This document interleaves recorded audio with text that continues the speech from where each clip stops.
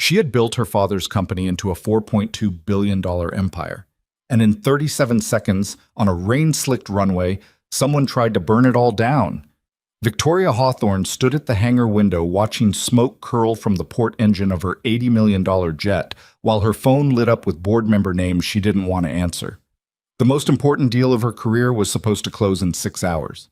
Now her aircraft was grounded, her credibility was bleeding out on the tarmac, and somewhere inside her own company, someone was counting on her to fail. She just didn't know who yet. If you want to find out who sabotaged Victoria's jet, and who paid the ultimate price for underestimating the wrong man, watch until the very end. Hit that like button and drop your city in the comments. I want to see exactly how far this story travels. The morning had started the way most catastrophic mornings do, quietly and without warning. Victoria Hawthorne arrived at Meridian Aviation's private terminal at 6:42 a.m., which was 8 minutes earlier than her assistant Marcus had scheduled her, and 14 minutes earlier than the Hawthorne Aerospace flight crew expected. She had always operated that way. Arrive before people have time to prepare for you. See what they look like when they think no one important is watching. What she saw that morning was a ground crew moving with the practiced efficiency of professionals who had done this particular pre-flight 100 times. Fuel trucks, baggage trolleys, the smell of jet exhaust already threading through the cold October air.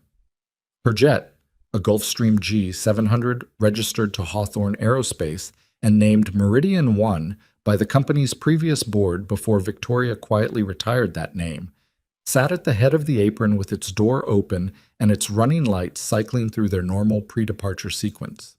She walked the 40 yards from the terminal entrance to the aircraft stairs without stopping, her coat collar up against the wind that came across the tarmac from the northwest. Marcus fell in beside her carrying 2 coffees and her tablet, talking already. Board call at 7:15 before you depart, he said. Langford specifically requested 5 minutes of one-on-one time, which I think we both know is not really about 5 minutes. It never is with Langford. She took one of the coffees without breaking stride. What's the Aldrich Capital position this morning? Their analyst upgraded the sector at market open. We're up 2.5%. That'll put Langford in a better mood. Or it'll make him feel like he doesn't need you to close the New York deal. Victoria stopped walking. She turned and looked at Marcus, who was 26 years old, had worked for her for 3 years, and had developed an uncomfortable habit of being right about things she didn't want to hear. Schedule the one-on-one for after I land, she said. Tell him I have pre-flight obligations. He won't like that. He's not supposed to. She was halfway up the aircraft stairs when she heard the sound. It wasn't loud. That was the thing she would think about later, when she was trying to reconstruct the sequence of events with the kind of clarity that only comes after the shock has worn off. It wasn't a bang or a grind or anything that would have stopped a normal person in their tracks. It was more like a breath. A long, wet, mechanical exhale from somewhere in the aft section of the left engine nacelle, followed by a silence that lasted exactly 2 seconds too long before the turbine tried to spool back up and couldn't quite find its footing. Victoria stopped on the 4th step. The captain, a 15-year veteran named Roy Stassen, appeared in the cockpit door at almost the same instant. His expression was controlled, the face of a man who had trained for emergencies, but his eyes told a different story. Miss Hawthorne, he said, I need you to come back down the stairs, please. 40 minutes later, the tarmac around Meridian 1 looked like a scene from an aviation accident investigation that hadn't quite decided what kind of accident it was dealing with yet. There were 4 ground technicians from Meridian Aviation's maintenance division, 2 of whom had been pulled off other assignments. There was Roy Stassen standing near the engine nacelle, with his arms crossed and a look on his face that had curdled from professional concern into something closer to genuine worry. There was Marcus, who had retreated to the terminal building to manage the cascade of phone calls that had started the moment word spread that Victoria Hawthorne's jet was grounded 6 hours before the biggest deal Hawthorne Aerospace had attempted in a decade. And there was Damian Mercer. He had arrived 22 minutes after Victoria's first call to the executive floor, which was impressive given that he lived 40 minutes from the airport under normal morning traffic. That was the first thing Victoria registered without comment. The second thing was that he was dressed with unusual completeness for a man supposedly roused from his morning routine by an emergency. Not rumpled, not rush-looking, every detail of him assembled with the same careful precision she had come to recognize over 4 years of watching him work a room. The preliminary assessment from the maintenance team is a fuel control unit fault, Damien said, coming to stand beside her near the nose of the aircraft, possibly compounded by a sensor failure on the port engine. Preliminary assessment from which technician? Hollins. He's the lead this morning. And his recommendation? Ground the aircraft. Minimum 48 hours for full diagnostic and replacement protocol. Damien's voice carried the specific texture of a man delivering bad news he found privately convenient. I've already spoken with the New York team. We can push the Caldwell meeting by... We're not pushing the Caldwell meeting. Damien paused, just briefly. Victoria, don't. She turned to look at him. Don't tell me what the board will say or what the optics are or what a reasonable timeline looks like. I've been hearing reasonable timelines from you for 6 months. Tell me something useful. He absorbed that without visible reaction. That was something she had always found both impressive and unsettling about Damien Mercer. His capacity to receive almost any kind of direct confrontation without registering it on his face. It made him effective in negotiations. It also made him very difficult to read. The aircraft is grounded, he said. That's not an opinion. That's Holland's assessment. Then I want a second assessment. From whom? Our full avionics team won't be available until... I don't care who it's from. She was already scanning the hangar bay, where the support staff had gathered in the careful, semi-distant way of people who wanted to observe without appearing to observe. I want a second set of eyes on that engine before anyone decides what this is. The second set of eyes belonged to a man Victoria didn't know, had never spoken to, and would have had no particular reason to notice under any normal circumstance. His name was Ethan Cross. He had worked at Meridian Aviation for 11 months as a contract maintenance technician, Level 2 certification, assigned primarily to routine inspection rotations and the kind of component-level work that the full-time staff considered beneath their attention. He was 38 years old, which placed him in that particular professional limbo of being too experienced to be considered entry-level, but too associated with recent misfortune to be offered anything better. Victoria didn't know any of this at the time. What she knew was that when she turned to the hangar bay looking for someone willing to offer a second opinion, the only person who was actually looking at the aircraft rather than at her was a man in worn work clothes standing approximately 20 feet from the port engine, his head tilted slightly, doing something that looked almost like listening. You, she said. It came out more sharply than she intended. What are you doing?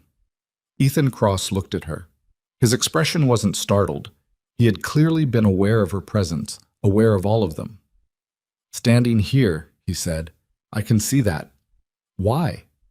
He seemed to consider whether the question deserved a literal answer. Because that engine is making a sound it shouldn't be making. Damien Mercer, who had followed Victoria across the apron, spoke before she could. The maintenance assessment has already been completed. We have a fuel control unit fault, possibly sensor-related. If you have concerns about the protocol, the FCU is fine, Ethan said. That stopped Damien mid-sentence. Around them, the ambient noise of the tarmac continued. Wind, distant ground equipment, the sound of Marcus's voice filtering out from the terminal. But in the immediate space around the three of them, the silence had a different quality. I'm sorry, Damien said. The fuel control unit is fine, so is the sensor. Ethan's voice was even, not aggressive. The voice of someone stating something they were certain about rather than arguing. What you're hearing from that engine is pressure differential bleedback from the pneumatic system. It sounds like an FCU fault if you're not listening for the specific frequency pattern, but the signature's wrong for mechanical failure. You've been standing here for less than 5 minutes, Damien said. I've been standing here for about 15 minutes. I was here before most of you. He glanced at the engine. You want to pull the FCU for a full diagnostic? You'll spend 48 hours and about $30,000 finding out it's clean. That's your call. He paused. But that's not why this aircraft isn't flying. The air between them had changed. Victoria could feel it. The particular atmospheric pressure of a moment in which something important was about to be said, and everyone present understood it, even if they didn't want to. "What do you mean, that's not why it isn't flying?" she said. Ethan Cross looked at her steadily. "Because the reason that aircraft isn't flying has nothing to do with a mechanical failure." He turned back toward the engine for a moment, and when he turned back, his expression had settled into something that was neither dramatic nor careless. Someone put it on the ground deliberately, and they were careful about how they did it. The hangar sealed at 8:17 a.m. Victoria made that call herself over Damien's objection, which came immediately, pointedly, and with a list of practical considerations about operational disruption, insurance protocol, and board optics that she listened to completely and then set aside. "Seal the hangar," she said to the Meridian Aviation Terminal manager, a methodical woman named Sandra Chu, who had worked the private aviation circuit for 16 years and whose primary virtue was that she did not require lengthy explanations in order to execute clear instructions. "For how long?" Sandra asked. "Until I say otherwise." Damien caught her at the hangar door. "You understand what you're doing? You're taking the word of a contract technician nobody knows over a qualified assessment from... I'm taking the word of the only person at this airport who actually stood next to the engine and listened to it." Victoria pulled the door open. "If he's wrong, I'll have wasted a morning. If he's right, you'll thank me for it." Damien's expression didn't change. That was the thing she noticed again. The absolute practiced stillness of his face. "The board won't see it that way. The board isn't here." She went inside. But the hangar was a large space, 3 bays wide, with high metal ceilings, and the particular quality of light that comes through translucent roof panels on an overcast morning. Meridian 1 had been towed in from the apron, and under the overhead lights it had the imposing, slightly formal look of an aircraft caught between two states of being. Not quite in service, not quite grounded, suspended in the bureaucratic amber of a situation that hadn't yet decided what it was. Ethan Cross was already inside. He had collected a portable diagnostic kit from the maintenance storage area. Not the full avionics workstation, which required clearance codes Victoria didn't yet have time to arrange, but a modular unit with enough capability to do what he said he needed to do. He was crouched near the port engine access panel with a focused, unhurried efficiency that Victoria found herself watching despite the 10 other things demanding her attention. "Walk me through it," she said, coming to stand a few feet away. He didn't look up immediately. He was running a connector trace along a harness bundle, his fingers moving with the systematic patience of someone who had learned a very long time ago not to skip steps. "The pressure differential pattern I mentioned, it's a specific signature you get when something is interrupting the pneumatic flow at a point upstream of where the FCU reads.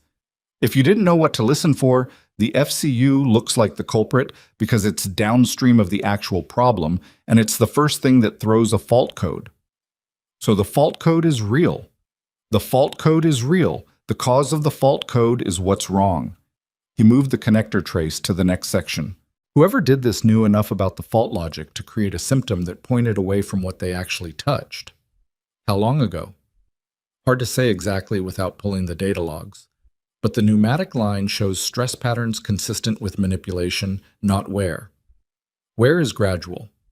This looks more like something was introduced and then removed, except not everything was removed. He reached into the engine compartment carefully and withdrew a small fitting, roughly the size of a thumb, that appeared to have been modified in a way that was difficult for Victoria to interpret, but that clearly struck Ethan as significant. This was replaced. It looks like the original part. It's not. Victoria stared at the fitting in his hand. Counterfeit? Modified. Someone machined this to spec but changed the internal diameter by just enough to restrict the bleed airflow. Under normal operating conditions at low power settings, you'd never know it was there. But under the power requirements for takeoff, the restriction would create the kind of pressure differential that causes the turbine to hesitate. He set the fitting carefully on a clean cloth from his kit. The hesitation you saw on the apron was the engine trying to compensate. If you'd gotten airborne... He didn't finish that sentence. He didn't need to. Victoria sat down on a nearby equipment step. Not because she was physically unsteady. She was not a woman given to that kind of vulnerability in the presence of witnesses, but because something in her thinking required a pause. a moment to reorganize around a new and considerably more dangerous version of reality than the one she had woken up to that morning. "You said they were careful," she said, "careful enough to know the maintenance schedule, careful enough to use a part that would pass a visual inspection, careful enough to time it for—" He stopped himself. "For when?" He looked at her. "What's significant about today?" She held his gaze. "I have a $9 billion acquisition meeting in New York in 6 hours. Ethan nodded slowly, then careful enough to time it for when the disruption would do the most damage. He paused, "Which means someone who knew your schedule."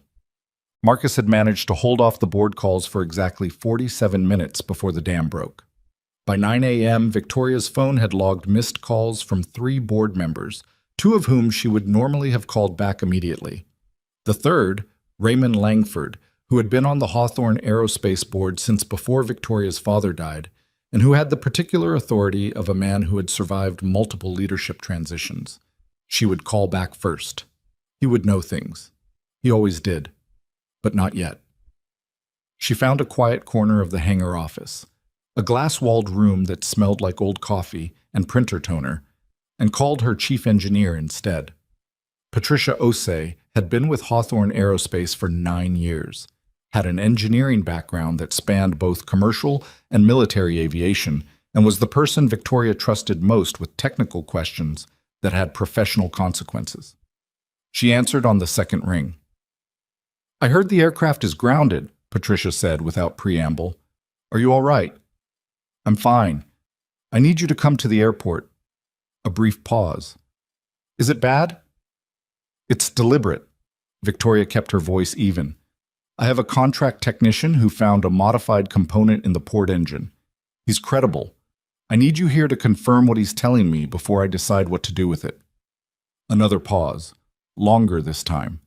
When Patricia spoke again, her voice had changed. Not alarmed, but sharpened in the specific way of someone shifting mental gears from routine to something else entirely. "I can be there in 35 minutes. Make it 25. She hung up and sat for a moment with the phone in her hand. Through the glass wall of the office, she could see the hangar floor. Ethan Cross still working methodically near the engine, one of the Meridian ground technicians who had been cleared to remain standing at a respectful distance watching him. And near the hangar entrance, the broad-shouldered figure of Damian Mercer in conversation with someone on his own phone, his back to the aircraft, his posture carrying the particular tension of a man receiving news he doesn't like. She watched him for a moment. He hadn't asked to leave. He hadn't pushed the board question again after she'd shut him down. He was just there, present in the way that a complication stays present, unavoidable, requiring management. She thought about the fact that he had arrived 22 minutes after her call. She thought about the precision of his wardrobe. She thought about the way he'd immediately offered the FCU fault assessment, not as a question, not as a possibility, but as a conclusion. She did not say anything to anyone about what she was thinking. She filed it away with the careful, methodical attention she reserved for things she wasn't ready to act on yet. The maintenance log discrepancy surfaced at 9:41 a.m., and it surfaced because Ethan Cross looked for it. It wasn't the first thing he checked. That had been the component itself, and then the surrounding pneumatic lines, and then the connector harness. The log was the 4th item on what Victoria was coming to understand was not a random inspection, but a deliberately sequenced investigation that Ethan had been running since before she'd noticed him on the tarmac. The maintenance record for this aircraft's last inspection shows a complete pneumatic system check completed 6 days ago, he said, pulling up the digital log on the terminal in the hangar office. Signed off by 2 technicians. Passed clean. Is that unusual? It would be normal, except for this. He navigated to a secondary log screen that Victoria didn't immediately understand. The avionics data recorder keeps an independent timestamp on every system-level event. It doesn't know about maintenance logs, it just records what happens to the aircraft.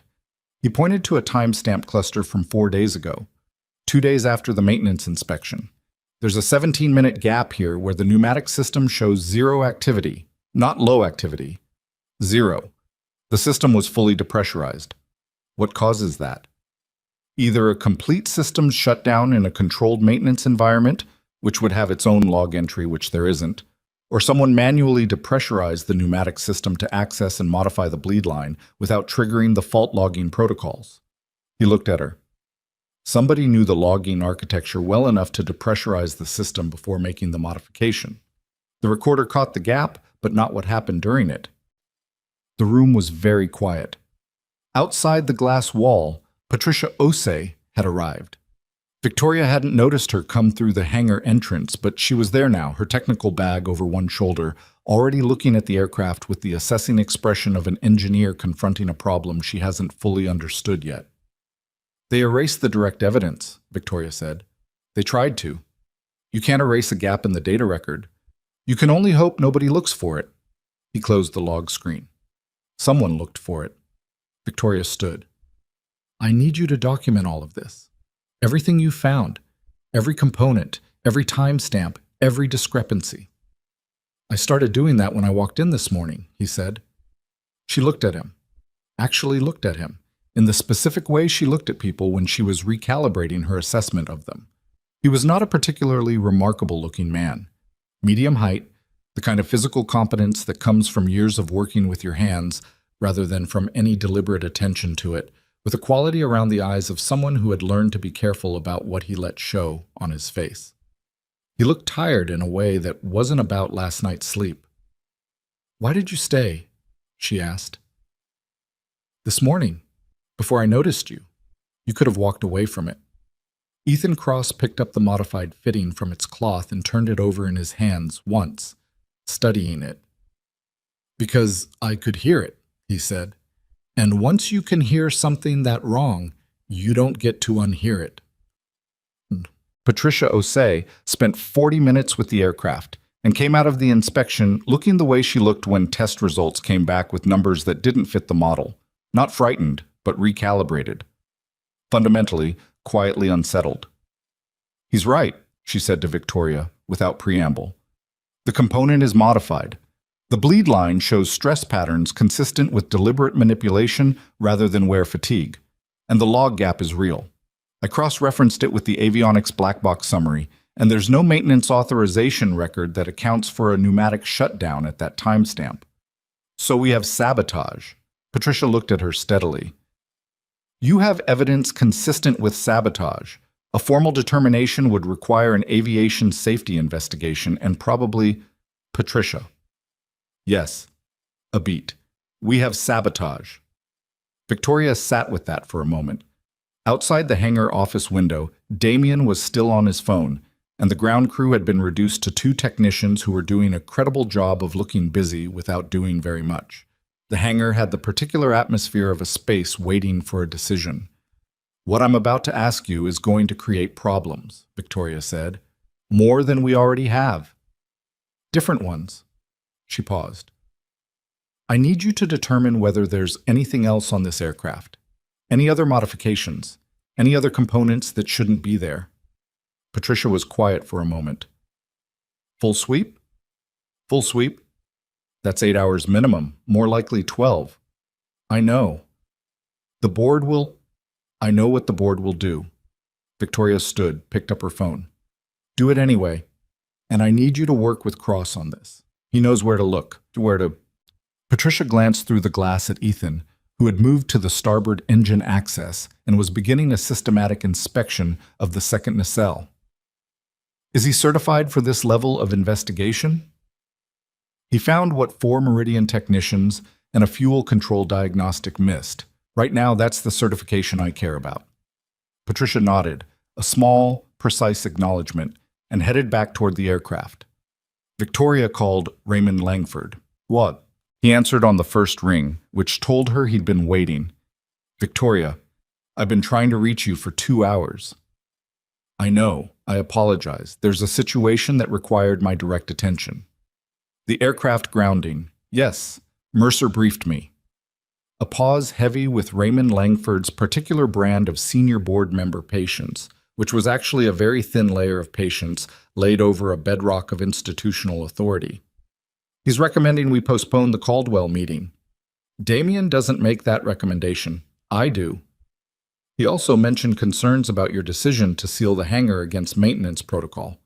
Victoria's jaw tightened. She kept her voice level. Raymond, when did you speak with Damien? He called me approximately 40 minutes ago.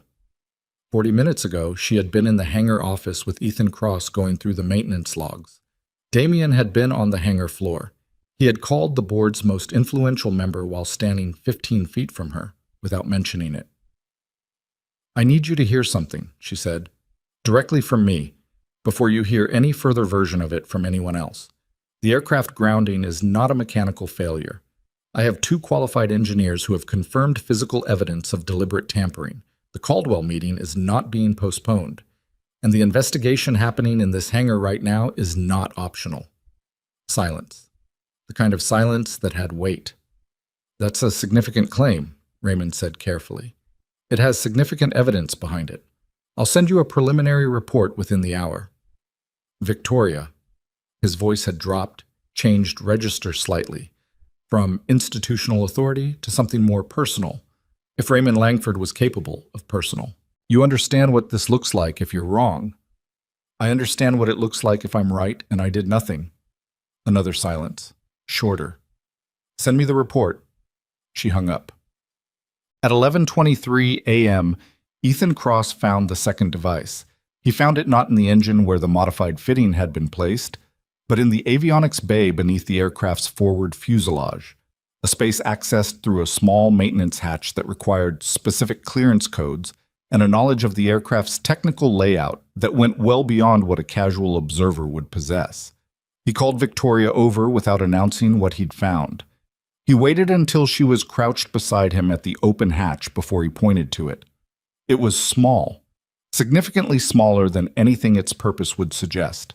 A compact assembly of components that, individually, would pass unremarked in an avionics bay. Together, in the specific configuration in which they had been arranged, they constituted something else entirely. Is that what I think it is? Victoria's voice was quieter than it had been all morning. It's a secondary failure device, Ethan said. The modified pneumatic fitting was the primary disruption. The thing designed to ground the aircraft before departure. This, he indicated the assembly without touching it, this was the contingency. If the primary didn't work, if the aircraft got airborne, the temperature in the hangar had not changed. Victoria was aware of being cold anyway. What would it do? Interrupt the redundant hydraulic control circuit at altitude, probably somewhere between 30 and 40,000 feet, where weather conditions and altitude would maximize the... He stopped. It would not be survivable. Victoria sat back on her heels. The hangar sounds, the climate system, the distant airport noise, Patricia's footsteps somewhere behind them, continued as if the world had not just arranged itself into a completely different shape than it had been in 5 minutes ago. They weren't trying to ground my aircraft, she said, stating it out loud, hearing the shape of it in the air. They were trying to make sure the grounding would fail. They were trying to make sure you didn't reach New York. Ethan's voice was even, carefully, deliberately even. Yes. She stood. Her phone was already in her hand. She looked at it for a moment, then looked across the hangar floor to where Damien Mercer had been standing for the last 2 hours. Present, watching, available with opinions and recommendations, and a perfectly assembled wardrobe, and a phone call to Raymond Langford made 40 minutes ago without telling her. He wasn't there. She turned, scanning the hangar. The 2 ground technicians were at the equipment wall. Patricia was at the starboard engine. Marcus had just come through the side door with a tablet and an expression that suggested his morning had also taken a significant turn for the worse. Damien Mercer was gone. Marcus, she said. He came to her immediately. She kept her voice low and her face composed, because the hangar had eyes she couldn't account for, and the next several hours were going to require her to be very careful about what she let show. Where is Damien? Marcus checked his phone. He left the hangar about 12 minutes ago. He told Sandra Chu he had a board call to manage from the terminal. 12 minutes ago was exactly 2 minutes before Ethan had found the device in the avionics bay. Victoria did not know whether that was coincidence or calculation, and she was not prepared to assume it was coincidence. Get me the head of Meridian Aviation Security, she said, and call Patterson at the FAA regional office. Tell him we have a safety situation requiring immediate investigative presence. She paused. And Marcus? Don't tell anyone else who you're calling or why. Not Damien. Not the board. Nobody. Marcus looked at her with the expression of a young man abruptly aware that the job he thought he had this morning was not quite the job he had right now. "Understood," he said, and went. Victoria turned back to Ethan Cross, who was still crouched at the avionics hatch, maintaining the device's precise position while touching nothing. "You need to stay with this until the investigator arrives," she said. "I know. And I need to ask you something." She kept her voice low. "What you found, the log gap, the component, this, how confident are you?" He looked up at her. His expression had the quality of someone who had been asked versions of this question before, in different circumstances, with different stakes, and who had learned something important about the cost of both answers. "As confident as I've ever been about anything," he said. Victoria looked at the device in the open hatch, small, precise, carefully installed by someone who knew exactly what they were doing and exactly who they were doing it to. And then she looked back at Ethan Cross, this contract technician nobody knew, who had been standing on a cold tarmac at 6-something in the morning, listening to an engine that everyone else had already diagnosed and moved on from. "Then let's make sure," she said, "that everyone else gets to that level of confidence too." She straightened, turned, and walked toward the terminal entrance where Damian Mercer had gone. Her face was composed. Her hands were steady. Inside, something had shifted, not into fear and not quite into anger, into the particular focused clarity of a person who has been shown the full shape of what they're dealing with and has decided, without ceremony and without drama, exactly what they intend to do about it. The hangar door opened. The cold October air came through, and behind her, in the gutted quiet of a sealed hangar on the wrong morning of the wrong year, Ethan Cross kept his hands steady and his eyes on the device and waited for the investigation to catch up to what he already knew. Damian Mercer was in the terminal's business lounge when Victoria found him, sitting at a corner table with his phone face down and a cup of coffee he hadn't touched going cold in front of him. The lounge was mostly empty at this hour. A pilot from another carrier reading something on a tablet near the window. A ground coordinator typing at the service desk. The kind of ambient normalcy that made the conversation Victoria was about to have feel slightly surreal. He saw her coming and didn't move. Didn't straighten, didn't reach for his phone, didn't perform any of the micro-adjustments people make when they're caught somewhere they'd rather not be caught. He just watched her cross the room with the same composed, unreadable quality she had been cataloging all morning, and when she sat down across from him, he said, "I was going to call you." "I'm sure you were." She set her own phone on the table between them, screen up. "Why did you leave the hangar?" "Board call. I told your assistant." "You told Sandra Chu." Marcus found out through Sandra. She watched his face. "You didn't tell me." A small pause. "You were occupied." "I'm always occupied, Damian. You've been my COO for 4 years. You know how to interrupt me when something matters." He picked up the coffee, looked at it, set it back down. "The board is concerned, Langford specifically. They're reading this situation as a loss of operational control, and the longer this hangar stays sealed without a clear resolution narrative, the worse that reading gets." Resolution narrative. She said it without inflection. "You know what I mean." "I know exactly what you mean." She leaned forward slightly. "You called Langford before I did, before I'd had a chance to brief anyone on what we were actually finding. Why?" Something moved behind his eyes. Not guilt, or not exactly guilt. Something more calculated than that. Because he was going to hear about it regardless, and I thought it was better coming from someone who could frame it accurately. Frame it. As a manageable disruption, not a crisis. He met her gaze. Which is what it still could be if you step back from the investigation angle and let maintenance handle the... There's a second device on the aircraft. The silence that followed was approximately 3 seconds long. Victoria watched every millimeter of his face during those 3 seconds. What she saw was not what she had expected, not the careful blankness he'd worn all morning. For just a moment, something crossed his expression that she couldn't fully name. It wasn't surprise exactly. It was more like the look of a man recalculating. "A second device," he said, "in the avionics bay, designed to trigger hydraulic control failure at altitude." She kept her voice flat. Whoever put it there wasn't trying to ground my aircraft, Damien. They were trying to make sure the grounding failed. They were trying to make sure I was on that aircraft when it came down. He was quiet for a moment. That's an extraordinary claim.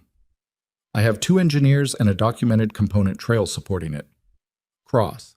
He said the name the way you'd reference a rumor. The contract technician. Cross and Patricia Osei. Damien absorbed that. Patricia carried weight that Ethan Cross didn't, and they both knew it. He reached for his coffee again, and this time he drank some of it, and Victoria got the impression it was less about thirst than about having something to do with his hands for a moment. If that's true, he said carefully, then this is a law enforcement matter, not an internal one. It already is. I've called the FAA regional office. Without board authorization. I don't need board authorization to report a safety threat to a federal agency. She stood. I need you back in the hangar. And I need you to understand something clearly. The investigation is happening. The only question left is where everyone is standing when it finishes. She left him with his cold coffee and whatever recalculation was happening behind those composed, unreadable eyes. The FAA's Regional Aviation Safety Investigator arrived at 12:44 p.m. His name was Carl Brewer, and he had the kind of face that suggested he had stopped being surprised by things a long time ago. Not cynical, but comprehensively unsurprised. The face of a man who had looked at enough aircraft in enough states of deliberate and accidental destruction that his baseline for remarkable had shifted considerably upward from the general populations. He shook hands with Victoria, nodded to Patricia, and then walked directly to Ethan Cross without being introduced and said, "You found the secondary device?" "Yes." "Show me." They spent 40 minutes at the avionics bay before Brewer stood up, pressed his palms flat against the fuselage for a moment in the way of someone who needed a second to think, and then said, "This is not a maintenance issue." "No," Ethan said. "This is a federal criminal matter." "Yes." Brewer looked at him. "How long have you been doing this kind of work?" Ethan's answer was brief and without elaboration. "Long enough."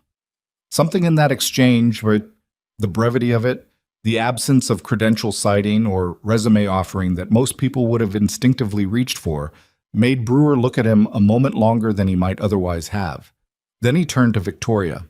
"I'm going to need the full maintenance log history for this aircraft going back 18 months. I'm going to need the access records for this hangar and every facility this aircraft was serviced in during that period. And I'm going to need the names of everyone with authorization codes for the avionics bay access hatch." "Marcus can get you the first 2, Victoria said. "The access authorization list," she paused. "That's going to be a shorter list than it should be." "What do you mean?" "The access codes for the avionics hatch require Level 3 engineering clearance within Hawthorne Aerospace's maintenance protocol. In this facility, operating under our service contract, that list has 6 names on it." She paused again. "I'm going to need to verify that number hasn't changed without my knowledge." Brewer looked at her. "Do you have reason to believe it has?" Victoria thought about the 17-minute gap in the avionics data record. She thought about a pneumatic system depressurized without a maintenance log entry. She thought about the kind of knowledge required to install a secondary failure device in a location specific enough and technical enough that 4 qualified ground technicians had walked past it without registering anything unusual. "I have reason to investigate whether it has," she said. "But Marcus produced the hangar access records in 22 minutes, which was faster than Victoria had expected, and which she credited to the particular efficiency Marcus demonstrated when the stakes were high enough to override his usual methodical pace. He spread the printed logs across the hangar office table with the slightly dazed look of someone who had started the morning expecting to manage a flight departure and had ended up in something considerably larger.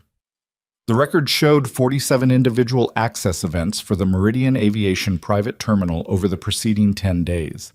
39 of them were routine: ground crew rotations, refueling service, standard pre-flight inspections, cleaning crew. 6 were Hawthorne Aerospace personnel operating under the service contract. 2 were flagged in Marcus's printout with a small handwritten asterisk, which meant he'd already noticed them before Victoria had a chance to ask. "These 2, Marcus said, pointing to entries on day 6 and day 8 of the 10-day window. Avionics Bay access, both times. The authorization code used is registered to... He paused, something flickering across his face. It's registered to the avionics maintenance account, which is a shared credential, not an individual one. Brewer looked up from the log. A shared credential. It's a legacy access protocol. The individual technician codes were supposed to replace the shared accounts 18 months ago after the system upgrade, but the old credentials weren't fully deactivated. Marcus looked at Victoria with the expression of a man delivering news he wishes he didn't have. It's been flagged in 3 internal IT audits. The remediation was scheduled, but it never happened, Victoria said. No. Brewer wrote something in his notebook. So we can confirm the avionics bay was accessed twice in the relevant window, but we can't confirm by whom. Not from the access log alone, Marcus said. The surveillance system would show us who was physically present at the access point. Then I need the surveillance footage, Brewer said. Marcus looked at Victoria. Victoria looked at Marcus. Between them, a beat of shared understanding passed. The specific, uncomfortable understanding of people who have just realized they already know part of the answer to a question they haven't officially asked yet. Pull it, she said. Marcus spent 11 minutes at the terminal's security management console. When he came back to the hangar office, his face had a quality Victoria hadn't seen on it before. Not quite controlled, not quite not. There's a problem, he said. Tell me. The surveillance system covers the main hangar floor, the terminal entrance, the apron access points, and the service corridors. He set a printed still frame on the table. But the avionics bay access hatch is in the aircraft's undercarriage zone. That coverage zone shows a 40-minute segment on day 6 and a 31-minute segment on day 8, where the recording data is. He looked for the right word. Absent. Absent how? The timestamps are intact. The system shows normal operation, but the actual video data for those windows is missing. He paused. Someone didn't just access the aircraft during those windows. They also knew how to create a gap in the surveillance record for exactly the duration they needed. The room was quiet for a moment. Outside, Brewer was on the phone with his regional office. Patricia was at the aircraft running the comprehensive sweep Victoria had ordered. Ethan Cross was at the second table in the hangar office, methodically building a documented component chain from everything he had examined and cataloged, writing in a careful, unhurried hand. That's not something a technician does, Victoria said. No, Marcus agreed. That requires administrative access to the surveillance management system, which is controlled by, the facility management contract. Marcus's voice had gone very careful, which at this terminal is handled through Hawthorne Aerospace's facilities division. Executive-level override access for the surveillance system requires a password-authenticated administrative login. He looked at his tablet. There are 4 people with that level of access. You, Patricia Osei, the facility security manager, and Damien, Victoria said. Yes. She didn't move. She didn't look at Ethan, though she was aware of him being very still at the second table, his pen not moving. She didn't look at Marcus, who was watching her with the careful attentiveness of someone waiting to take their behavioral cue from the person in charge. She looked at the printed still frame on the table, the timestamp, the normal system operation indicators, the absence where there should have been something, and she thought about Damian Mercer sitting in the business lounge with his cold coffee and his 3-second recalculation and his careful answer that had not been surprise. Does Damien know that Marcus has this? She asked. I don't think so. Keep it that way. She picked up the still frame and walked out of the hangar office to find Carl Brewer. But Patricia Osei found the third anomaly at 2:17 p.m., and unlike the first 2, she didn't call Victoria over immediately. She stood at the open panel for a moment, looked at what she was seeing, looked away, and then looked back with the specific expression of someone giving themselves a second chance to be wrong before accepting that they aren't. Then she called Ethan over instead. He came across the hangar floor without urgency and crouched beside her at the open panel without asking what she'd found, just looked. A moment passed. 2. Maintenance log entry number 7, he said. 3 weeks ago. You already knew to look here? I flagged it as a possible secondary access point when I was going through the log sequence. I hadn't gotten to it yet. Patricia pointed to a component cluster in the environmental control system, a section of the aircraft that managed cabin pressure and temperature regulation, and which interfaced with several other critical systems in ways that were not immediately obvious to anyone without a detailed knowledge of the aircraft's integration architecture. The cluster itself looked undisturbed, but at the edge of the wiring harness connecting it to the main control bus, there was a small, very precise modification, a bridge circuit that had been installed with enough skill that it would have taken a specific knowledge of what to look for to identify it. "What does that do?" Patricia asked. "By itself? Nothing right now. It's inert." Ethan's voice was the same even, careful register it had been in all day. But if the primary hydraulic failure occurred, the way it would have if the second device in the avionics bay had been triggered, this circuit would have introduced a spurious signal into the flight control monitoring system, making the aircraft's automated fault response work against the crew instead of for them. Patricia sat back on her heels. Redundancy elimination. Belt and suspenders. Whoever designed this wasn't comfortable with one point of failure or two. They wanted certainty. "This is not the work of one person," Patricia said. "Not a question." "No. The modified fitting in the pneumatic system, the secondary device in the avionics bay, and this, they require 3 different levels of technical expertise and 3 different levels of system access. One person could have the knowledge for all 3, but the access," he shook his head, "the access would require coordinating across multiple authorization levels. This took planning, and it took someone with enough organizational reach to arrange the access without raising flags." Patricia looked at him for a moment. "Who are you?" she asked, not unkindly. He picked up his documentation clipboard. "Right now, I'm the person documenting this." She watched him for a second longer than was quite comfortable, then turned to call Victoria. By 3 p.m., Damien Mercer was back in the hangar. He had returned from the terminal 20 minutes after Victoria's conversation with him in the business lounge, offered no further comment about his departure, and positioned himself near the edge of the primary work area with the air of a man who had decided that visibility was strategically preferable to absence. He spoke to 2 of the Meridian ground technicians, checked his phone at intervals that were slightly too regular to be entirely casual, and made himself generally present in the way of someone managing a situation they can't fully see.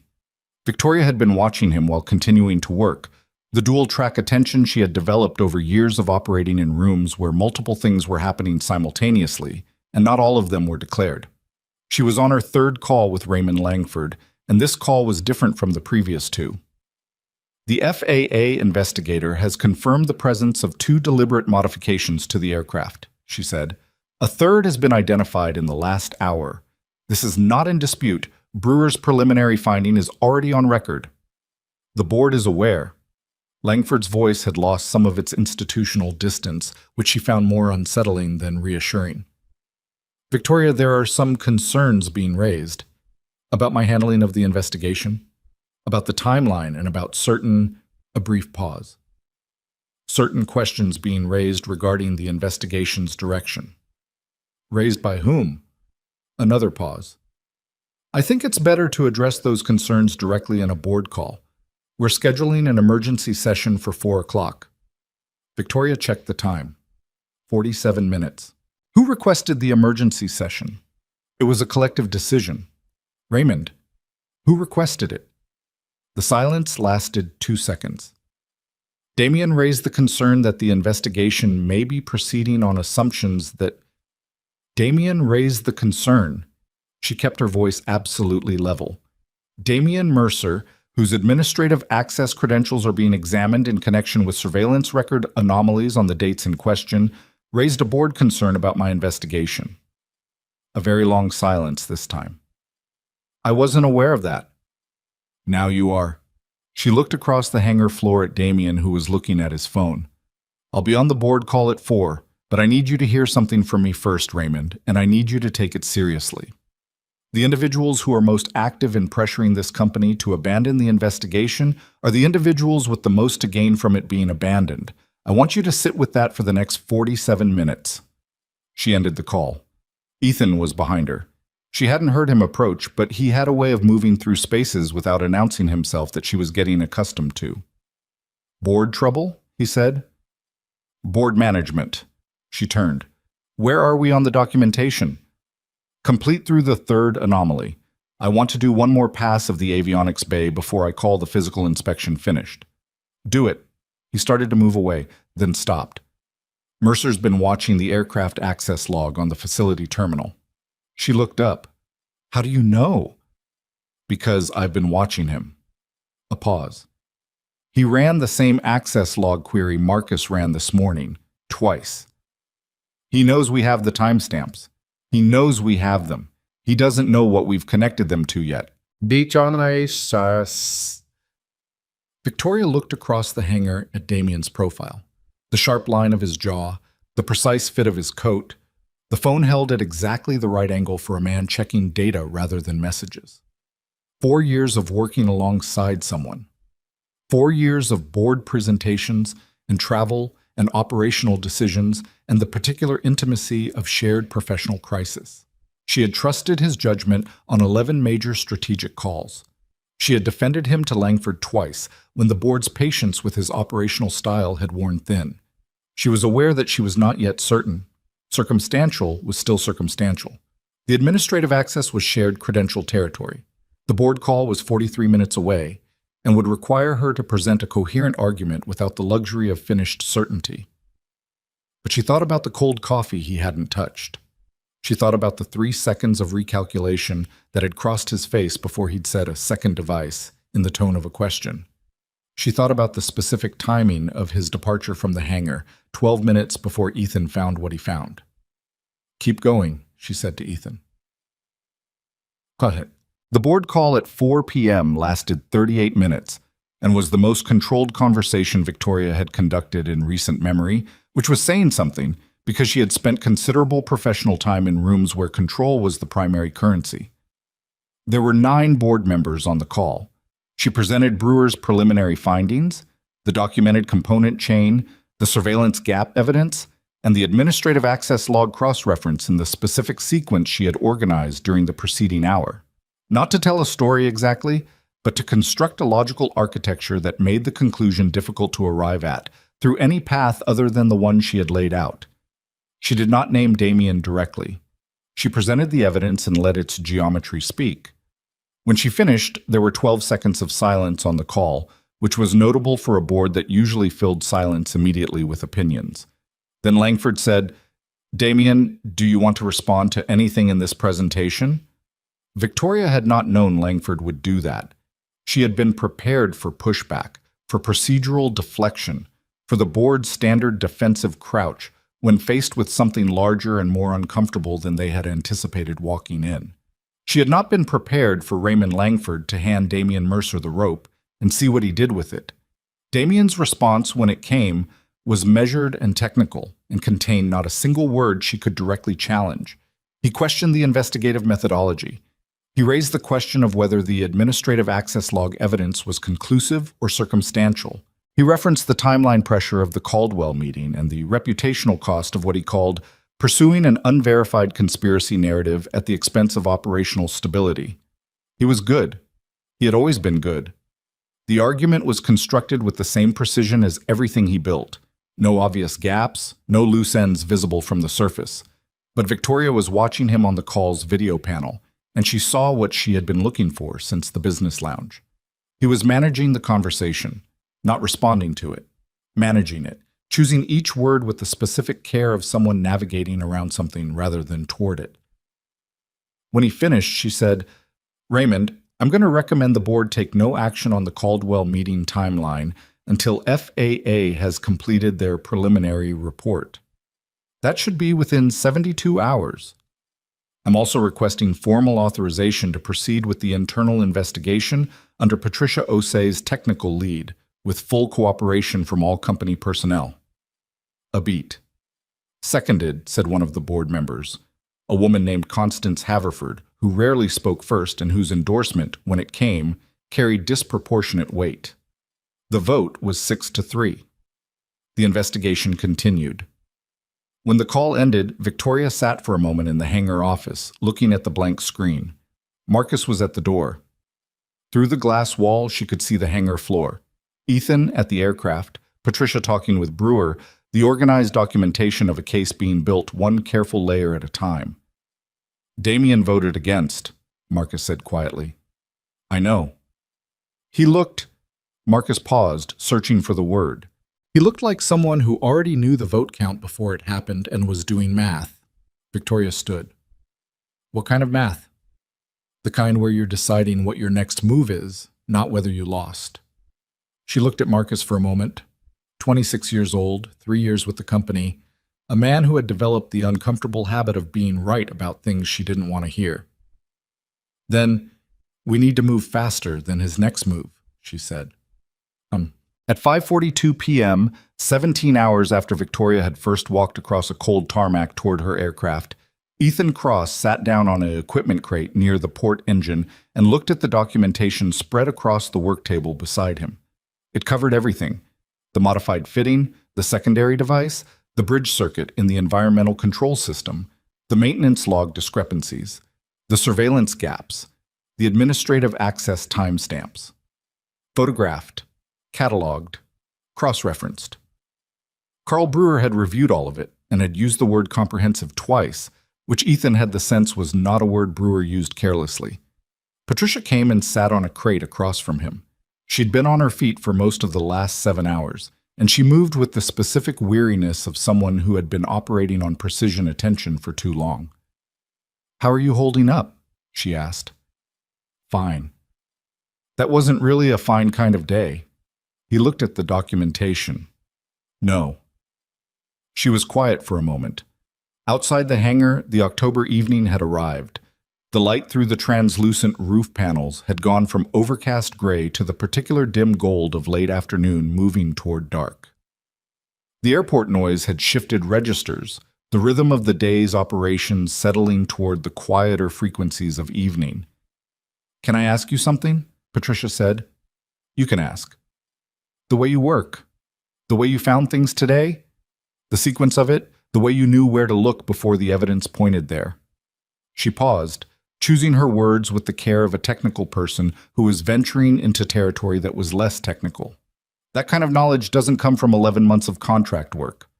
Ethan didn't answer immediately. I'm not asking for your resume, she said. I'm asking because it matters for what comes next. Whatever Mercer tries to do, Hot, and I think we both know he's going to try something, your credibility is part of this evidence chain. If there's anything in your background that he can use to... There is, Ethan said. Patricia waited. 3 years ago, I was the lead maintenance supervisor at a regional carrier. We had a fleet incident, 11 aircraft showing the same hydraulic anomaly within a 30-day window. I reported it up the chain. The chain didn't move fast enough, so I went to the FAA directly. He picked up a pen, turned it over in his fingers. The carrier's legal team positioned it as unauthorized disclosure of proprietary maintenance data. The FAA investigation found procedural issues on my side, not safety violations, procedural ones. My certification was suspended for 4 months pending review. A pause. When the review cleared me, the carrier had already replaced me, and nobody else was in a hurry to hire a supervisor with a suspension on his record. Patricia was quiet. The hangar settled around them. What happened to the fleet incident? She asked. They grounded the aircraft. 6 weeks after I filed. Nobody got hurt. Another pause. Nobody said thank you either, but that's a different story. She looked at him for a long moment. Mercer will find that. Mercer probably already has it. And when he brings it to the board, then we'd better make sure the evidence we have is airtight enough that my history is a distraction and not a counter-argument. He set down the pen, which is why I'm not done yet. Patricia looked at the documentation on the work table. Then she looked at the aircraft. The Gulfstream sitting under the hangar lights with its access panels open and its secrets partially exposed, waiting for the rest of the truth to be pulled out of it. What else are you looking for? She said. The part that connects all of this to a specific person, Ethan said. The physical evidence establishes that someone did this, but evidence that establishes who knew what and when, that's not in the aircraft. He looked at her. That's in the company's data, and I'm going to need your help to find it. Patricia Osei had been an engineer long enough to know the difference between a problem being solved and a problem being understood. And she had spent the last 7 hours watching a man in a worn work jacket dismantle a carefully constructed deception, one component at a time, with the patient, methodical attention of someone who had been waiting a long time for the right problem. "Tell me what you need," she said. Outside, the evening deepened. Inside the sealed hangar, under the flat white overhead lights, the work continued. Not finished, not even close, but pointed now in the direction of something more dangerous than a grounded aircraft. The kind of truth that doesn't stay in a hangar once it gets out. And somewhere in the terminal building, Damian Mercer was on the phone again, doing the kind of math that men do when they realize the situation has moved past the point where management is possible and into the territory where only decisive action remains. He had one card left. He knew what it was, and he was already deciding when to play it. The data Patricia needed lived in Hawthorne Aerospace's internal server infrastructure, which meant it required a remote access request, which meant it required an authorization chain that under normal circumstances would have taken 2 business days and the signature of 3 department heads. Victoria bypassed the normal circumstances entirely. She made one call to the company's head of IT security, a methodical man named Gerald Foss, who had the particular temperament of someone who had spent 20 years protecting systems from people trying to get into them and had developed a corresponding skepticism toward anyone who wanted access to anything quickly. She told him what she needed and why. She told him that Carl Brewer of the FAA regional office would be sending a formal preservation request within the hour. She told him that if anyone attempted to access, modify, or delete server-side data from the maintenance, facilities, or executive administration divisions before Brewer's request was logged, she needed to know about it immediately. Gerald Foss was quiet for a long moment. Then he said, "Has someone already tried?" Victoria went still. "Tell me." There were 3 remote login attempts to the maintenance division server between 2 and 3 p.m. today. The credentials used were executive level. 2 of the attempts failed authentication. The third succeeded but was logged out of the system before any file operations were completed. Which executive credentials? The login ID is registered to the COO's administrative account. She stood outside the hangar office with the phone against her ear and the evening air coming across the tarmac and the sound of Patricia and Ethan working inside, and the particular weight of a confirmation you were already carrying before it arrived. "Lock the account," she said, effective immediately. "And Gerald, preserve the login attempt logs. All 3. Timestamp, originating device, session duration. Everything." "Done," he said. He paused. "Ms. Hawthorne, I flagged those attempts internally when they happened. Standard security protocol. The report went to the COO's office for review." She closed her eyes briefly. "Because he's the COO. Because he's the COO." She thanked Gerald Foss and ended the call and stood very still for approximately 4 seconds, doing the math that had nothing to do with the board and everything to do with the specific shape of what Damian had been doing since this morning: present, managing, watching, adjusting, and when adjusting stopped being enough, reaching into the company's own infrastructure to try to clean what hadn't been cleaned yet. He had tried at 2 p.m. The board call had been at 4. He had voted against the investigation with a face that Marcus had described as someone doing math about what came next. Now she knew what the math had been. She went back inside. Ethan and Patricia had moved from the aircraft to the hangar office and spread a different kind of map across the work table. Not physical components this time, but a reconstructed timeline built from every data point they had. The maintenance log entries, the surveillance gap windows, the access timestamps, the server login attempts Gerald Foss had just confirmed. Ethan had been building it by hand in his careful, unhurried notation, while Patricia cross-referenced it against the technical inspection record. Victoria set her phone on the table. 3 server login attempts from Damian's account this afternoon. 2 failed. The third got in but didn't complete any file operations. Patricia looked up. Ethan's pen stopped moving. "He was trying to delete something," Patricia said, "or access something he'd stored there, something that connects him to the access log entries." Victoria pulled a chair from the wall and sat. Gerald's preserving the login records. Brewer's preservation request will cover the server data. Whatever Damien was trying to reach, it's still there. Ethan looked at his timeline. He knows the server is locked now. He will when he tries again. Then we have a window between when he figures that out and when he decides what to do instead. Ethan looked at Patricia. The maintenance division server, does it archive procurement records, parts orders, component sourcing, vendor invoices? It should. The maintenance procurement chain runs through the same server architecture. Then that's where we look. He turned to Victoria. The modified fitting in the pneumatic system, it was machined to spec but changed. That kind of precision modification requires either a machine shop with aerospace-grade tolerances or a vendor who specializes in custom component fabrication. Either way, there's a procurement record somewhere. Somebody ordered it, or somebody paid someone to make it. Victoria looked at him. You think the purchase record is in our own system? I think whoever did this was confident enough in their access and their cover story to keep the procurement under a maintenance work order, because a suspicious external transaction is harder to explain than a line item buried in a routine parts order. He paused, and I think they almost got away with it. Carl Brewer appeared at the hangar office door. He had the look of a man who had been on his phone for the last 90 minutes and had received information that had upgraded his assessment of the situation from serious to something requiring different vocabulary.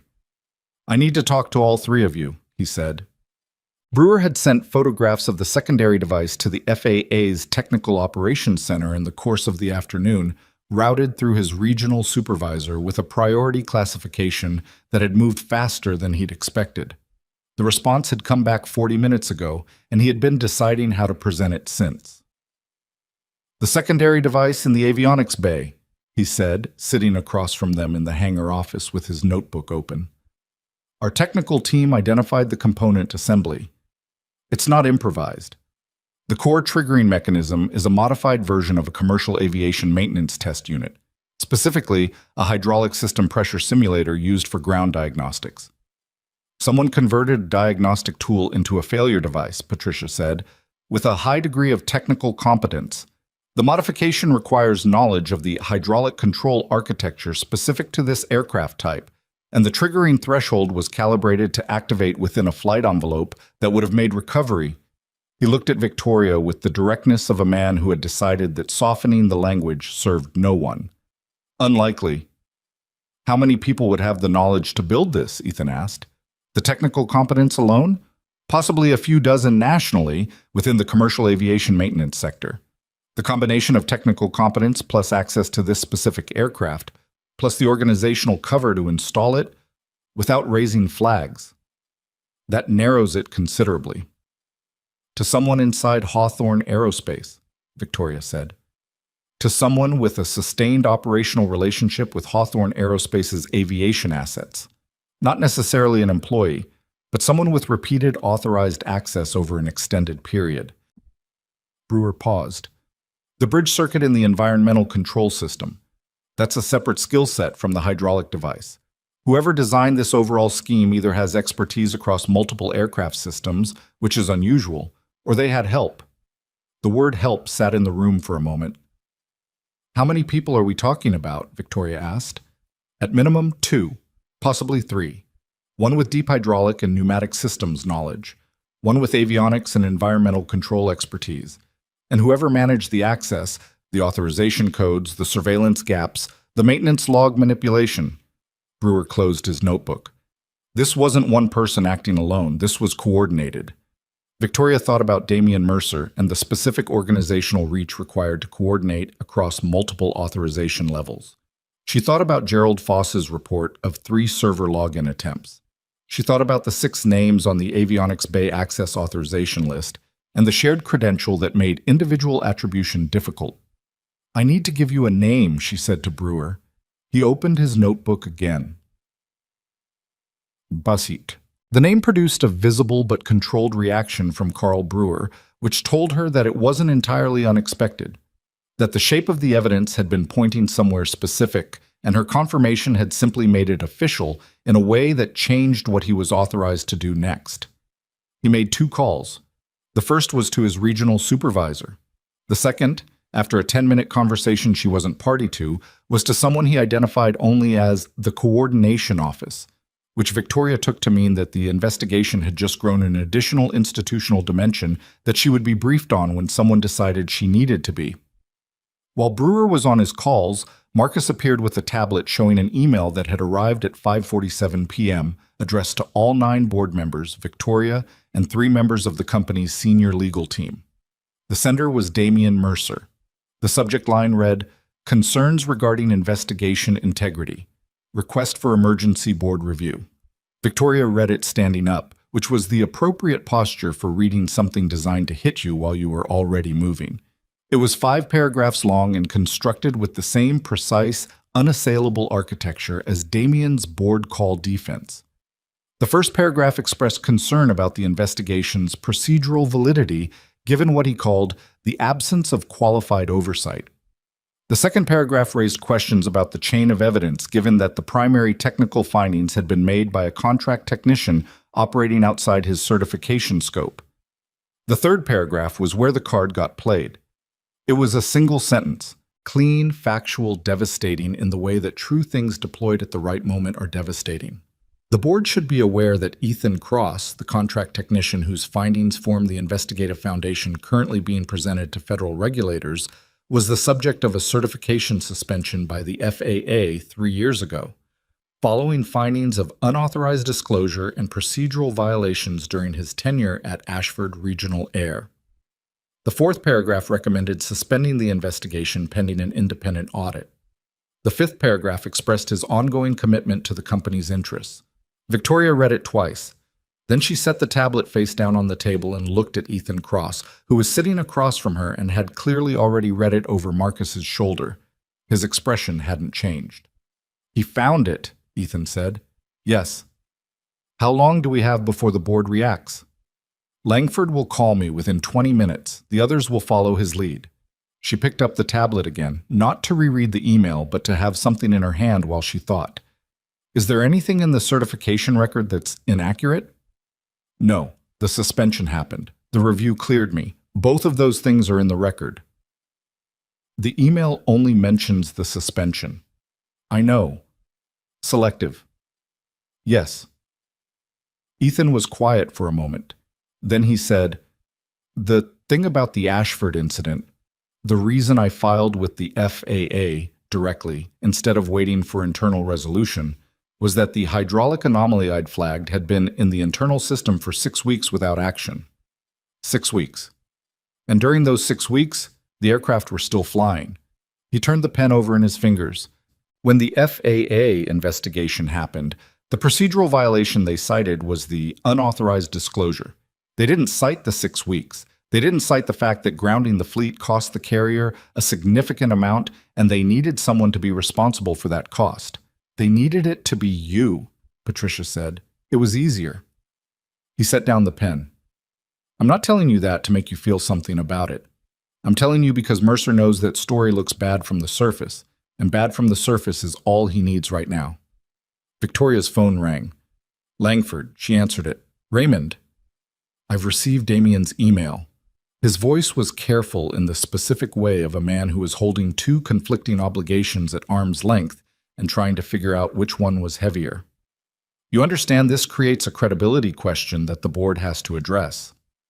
"It creates a deflection that Damian is using because the evidence against him is tightening," Victoria said. "Those are different things." Victoria didn't. "Raymond, listen to me carefully. The FAA's Technical Operations Center has confirmed that the secondary device found on this aircraft is not improvised. It was built with specific technical knowledge and calibrated to cause catastrophic failure within this aircraft's normal flight envelope. It was built by someone who knew exactly what they were doing and exactly who was supposed to be on that aircraft."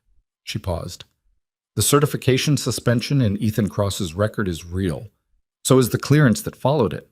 So is the fact that Damian Mercer attempted to access the company's maintenance division server 3 times this afternoon, that the 3rd attempt succeeded, and that the login records are now preserved under FAA preservation order." Another pause. "That is what the board needs to be discussing. Not a 3-year-old procedural citation that Damien timed for exactly this moment. Silence on the line. Send me the server access documentation, Langford said. Within 15 minutes. She hung up and looked at Marcus. Get Gerald Foss's login records formatted and out to Langford in the next 10 minutes. Marcus was already moving. What? The procurement records were the piece that broke it open.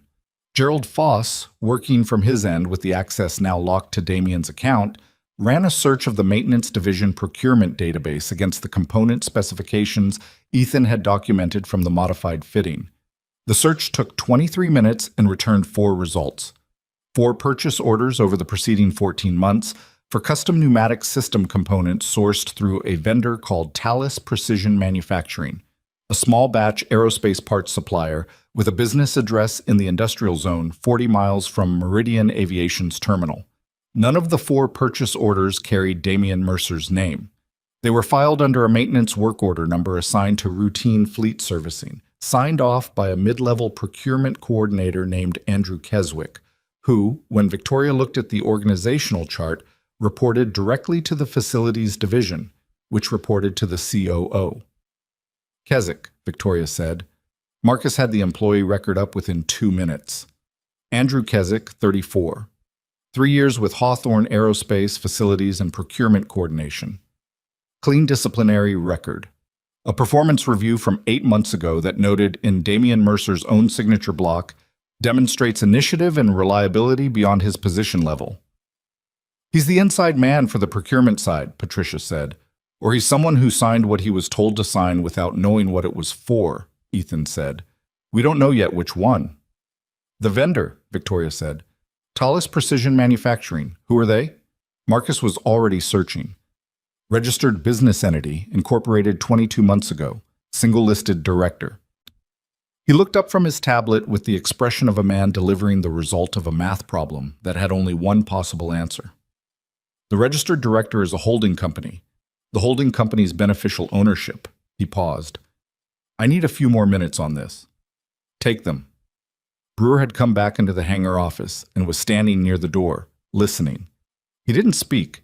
He had the quality of a man who had spent a career knowing when to let a room do its own work. Marcus took 11 minutes. When he looked up from his tablet, his face had the specific quality of someone who has followed a thread to the end of it and found something that was simultaneously exactly what they expected and still somehow worse for being confirmed. The holding company's beneficial ownership traces through 2 shell entities registered in different states, he said. The ultimate beneficial owner on the most recent annual filing, he turned the tablet around to show Victoria, is a private equity vehicle called Mercer Capital Group. The room was quiet. His own company, Patricia said. His own company, Marcus confirmed. He was buying the modified components through a vendor he owned, filing them under routine maintenance work orders, and using an employee who reported to him to sign the procurement chain. Victoria looked at the tablet for a long moment. The holding company name, the shell entity structure, the careful layered distance between Damien Mercer's name and the paper trail. All of it built with the same architectural precision as everything else he had constructed. The board management, the framing of the FCU fault, the email tonight, carefully built, carefully hidden. And now sitting on a tablet in a hangar office at 7 p.m., exposed by an ownership filing that someone had apparently not thought to update after incorporating the shell entities 2 years ago. Carl, she said. Brewer was already reaching for his phone. Osh. The emergency board meeting convened at 8:15 p.m., not by video call, but in person. 7 of the 9 board members present in the Hawthorne Aerospace Executive Conference Room downtown, the other 2 dialed in. Victoria was there. Patricia was there. Carl Brewer was there in an official capacity that he had described to the board's legal counsel as a preliminary investigative briefing, which had a technical precision that made the counsel visibly nervous. Damien Mercer was also there. He had arrived looking the way he always arrived for board meetings, precise, prepared, contained. He sat 2 seats from the head of the table, and he had a leather portfolio in front of him and the same composed expression he'd worn all day. And for a moment, walking into that conference room, Victoria had a clear-eyed appreciation for the particular kind of courage, or recklessness required to walk into a room like this when you knew what was in it. Or perhaps he didn't know the full shape of it yet. Perhaps he thought the board email had landed hard enough. Raymond Langford opened the meeting with the specific gravity of a man discharging a responsibility he found personally painful. He ran Hawthorne Aerospace's board with the institutional seriousness of someone who genuinely believed in the difference between governance and theater, and what was about to happen in this room was going to require him to hold that distinction together under significant pressure. "We're here because the circumstances of this morning's aircraft grounding have developed into a matter requiring the board's direct attention," he said. "Carl Brewer of the FAA Regional Office will present preliminary investigative findings. After that, we'll hear from the parties involved." He looked around the table. "Everyone here stays until this is finished. No side conversations, no departures." His eyes settled briefly on Damien and moved on. "Let's proceed." Brewer presented for 22 minutes. He was precise, clinical, and thorough in the way of someone who had given testimony before and understood that the quality of a presentation is not in what it emphasizes, but in what it makes impossible to dispute. The three anomalies: the physical evidence chain, the surveillance gaps, the administrative access records, the procurement trail, and the Thales Precision Manufacturing ownership structure. He did not editorialize. He did not use the word conspiracy or plot or sabotage, except in the technical context of the physical findings. He presented facts and connections and let the geometry of them do what geometry does when it's correct, point inescapably in one direction. When he finished, the room was quiet in a way that boardrooms are rarely quiet.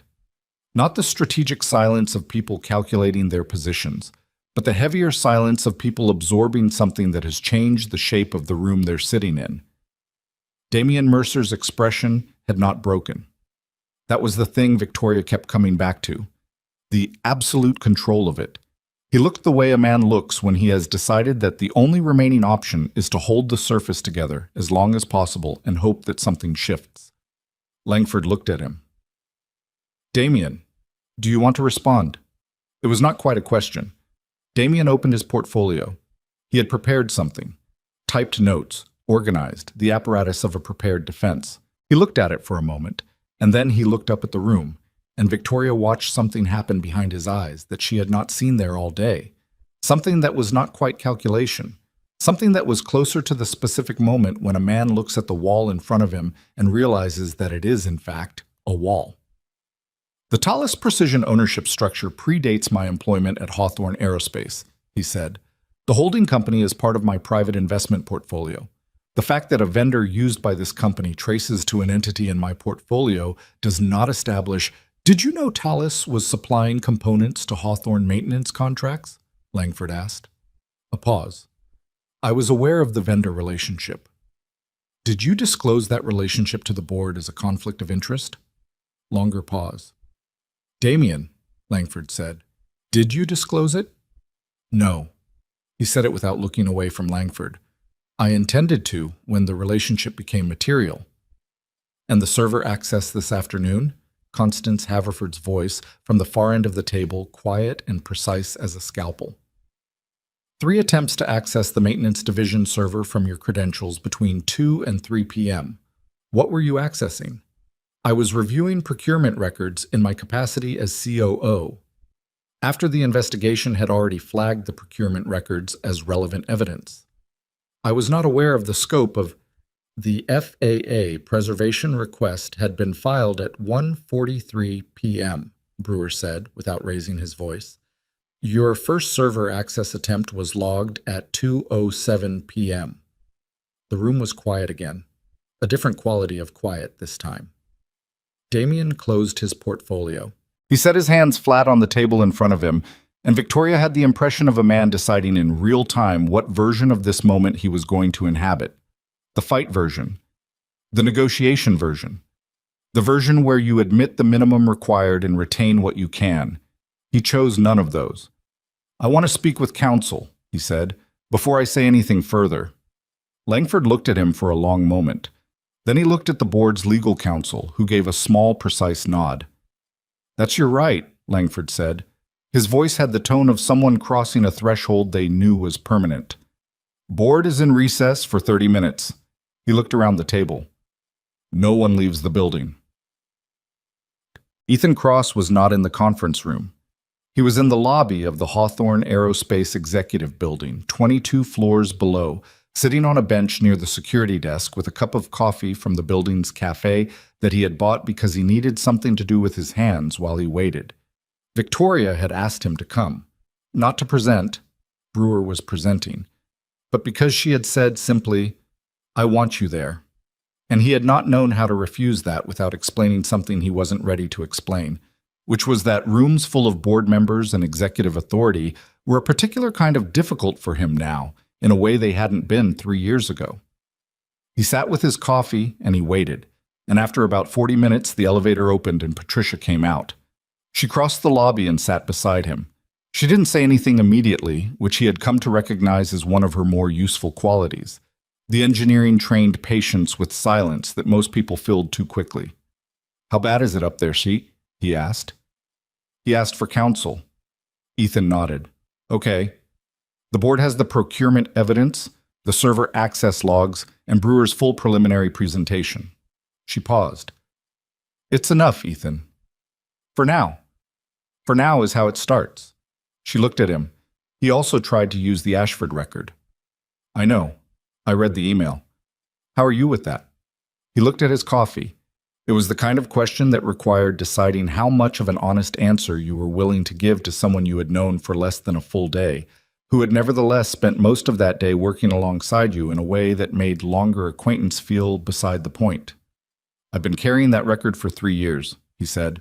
"Every job interview, every certification renewal, every room where I had to explain the gap in my employment history." He paused. "Today is the first time it got used as a weapon directly, which is different from carrying it. But it's also He stopped. "Also what?" "Also easier to deal with than I expected." He looked at the elevator. "Because this time there's something on the other side of it." Patricia was quiet for a moment. Then she said, "The Ashford case. The hydraulic anomaly you flagged. What happened to the investigation?" "It closed. The fleet was grounded, the issue was corrected, the carrier modified their maintenance protocol." A pause. "The FAA finding was procedural violation on my part. The record shows that, but doesn't show what the procedural violation prevented. Would that record still be accessible?" "It should be. FAA case files are archived." He looked at her. "Why?" "Because if Mercer's counsel tries to use the Ashford case to undermine your credibility in the federal investigation, the full record, not just the suspension, but the fleet outcome, the case closure, the subsequent protocol changes, that's exculpatory context." She paused. "Brewer would want to know about it." Ethan was quiet. The building's lobby had the specific nighttime quality of office buildings after hours. A different kind of empty than daytime empty, quieter, the hum of infrastructure without the overlay of human activity. "You pulled my employment history," he said. "I ran a background check when Victoria said she needed me to work with you. Standard protocol." She didn't apologize for it. He appreciated that. "The Ashford record was in it. I read the full case summary, not just the suspension notice." She paused. "I thought you should know I know." "All right. And I thought you should know it didn't change anything for me today." He nodded, once. Outside the building's glass entrance, the city had settled into its evening rhythms. Traffic, lights, the ambient pulse of a working city moving through its ordinary Tuesday. The hangar at Meridian Aviation, where all of this had started 12 hours ago, was 14 miles from here and felt considerably further. The elevator opened again. Marcus came out, moving quickly, and when he saw them on the bench, he changed direction. "She needs you both back up," he said. "Mercer's counsel arrived, and—" He paused, something crossing his face. One of his accomplices just requested a meeting with the board's legal team, separately from Damien. Ethan stood. "Which one?" "Andrew Keswick, the procurement coordinator." Marcus's voice had the quality of someone still processing what he'd just watched happen in a room. "He's saying he'll cooperate fully. He's saying he was told the vendor relationship was a legitimate undisclosed subsidiary, and he didn't know what the components were being used for. A pause. He's also saying there's a third person, someone outside the company who handled the technical side, and he has a name. Victoria came out of the elevator behind Marcus, and when she saw Ethan, she crossed to him directly with the purposeful walk of someone who has passed through several versions of this day and arrived at the version that requires decisive action rather than further investigation. "Keswick is talking," she said. "Marcus told me. Brewer wants your documentation, all of it, the full physical evidence chain, submitted formally to his regional office tonight, not tomorrow, tonight." "It's ready." He paused. "Who's the third person?" Victoria looked at him in the specific way she had looked at him in the hangar that morning. The recalibration look. The look of someone adjusting their understanding of what they were dealing with. "A former Hawthorne Aerospace Avionics contractor named Dale Pruitt," she said. "He left the company 14 months ago under a negotiated separation. The separation terms included a non-disclosure agreement." She paused. Damien signed off on the terms. Ethan looked at her steadily. "The NDA covered Pruitt's termination circumstances," she continued, "but it also, according to Keswick, covered a separate arrangement, a consulting arrangement, off the books, for technical services." Her voice was controlled and even, and underneath it there was something that had been building all day and was now very close to the surface. "Dale Pruitt has a background in avionics systems integration, specifically in hydraulic control architecture for mid-size business jets." She paused. "He built the device, Ethan. Keswick says Pruitt built the device on Damien's commission, and Pruitt has documentation proving it." The lobby was very quiet. "Where is Pruitt now?" Ethan asked. "Brewer's office is working on that." "And Damien? Does he know Keswick is talking?" "Not yet." Ethan nodded slowly. He looked at the elevator, then at Victoria, then at the glass entrance and the city beyond it, and the ordinary Tuesday evening proceeding without awareness of what was being assembled on the 22nd floor of this building. "Then we need to move before he does," he said. Victoria was already walking to the elevator. "That's why I came down to get you myself." The doors opened. They stepped inside. The lobby fell away below them as the elevator climbed, and whatever Damien Mercer was doing in the room above, calculating, managing, preparing the minimum admission that preserved the maximum position, he was doing it without knowing that the architecture of everything he had built was already coming apart at its foundation, one piece at a time, exactly the way careful things come apart when someone patient enough to find the first loose component refuses to stop pulling. The doors opened on the 22nd floor. The conference room was ahead. Through the glass walls, the board members were visible at the long table, and Damien Mercer was at his seat with counsel beside him, and Raymond Langford was at the head of the table, looking like a man holding something together through the pure force of institutional will.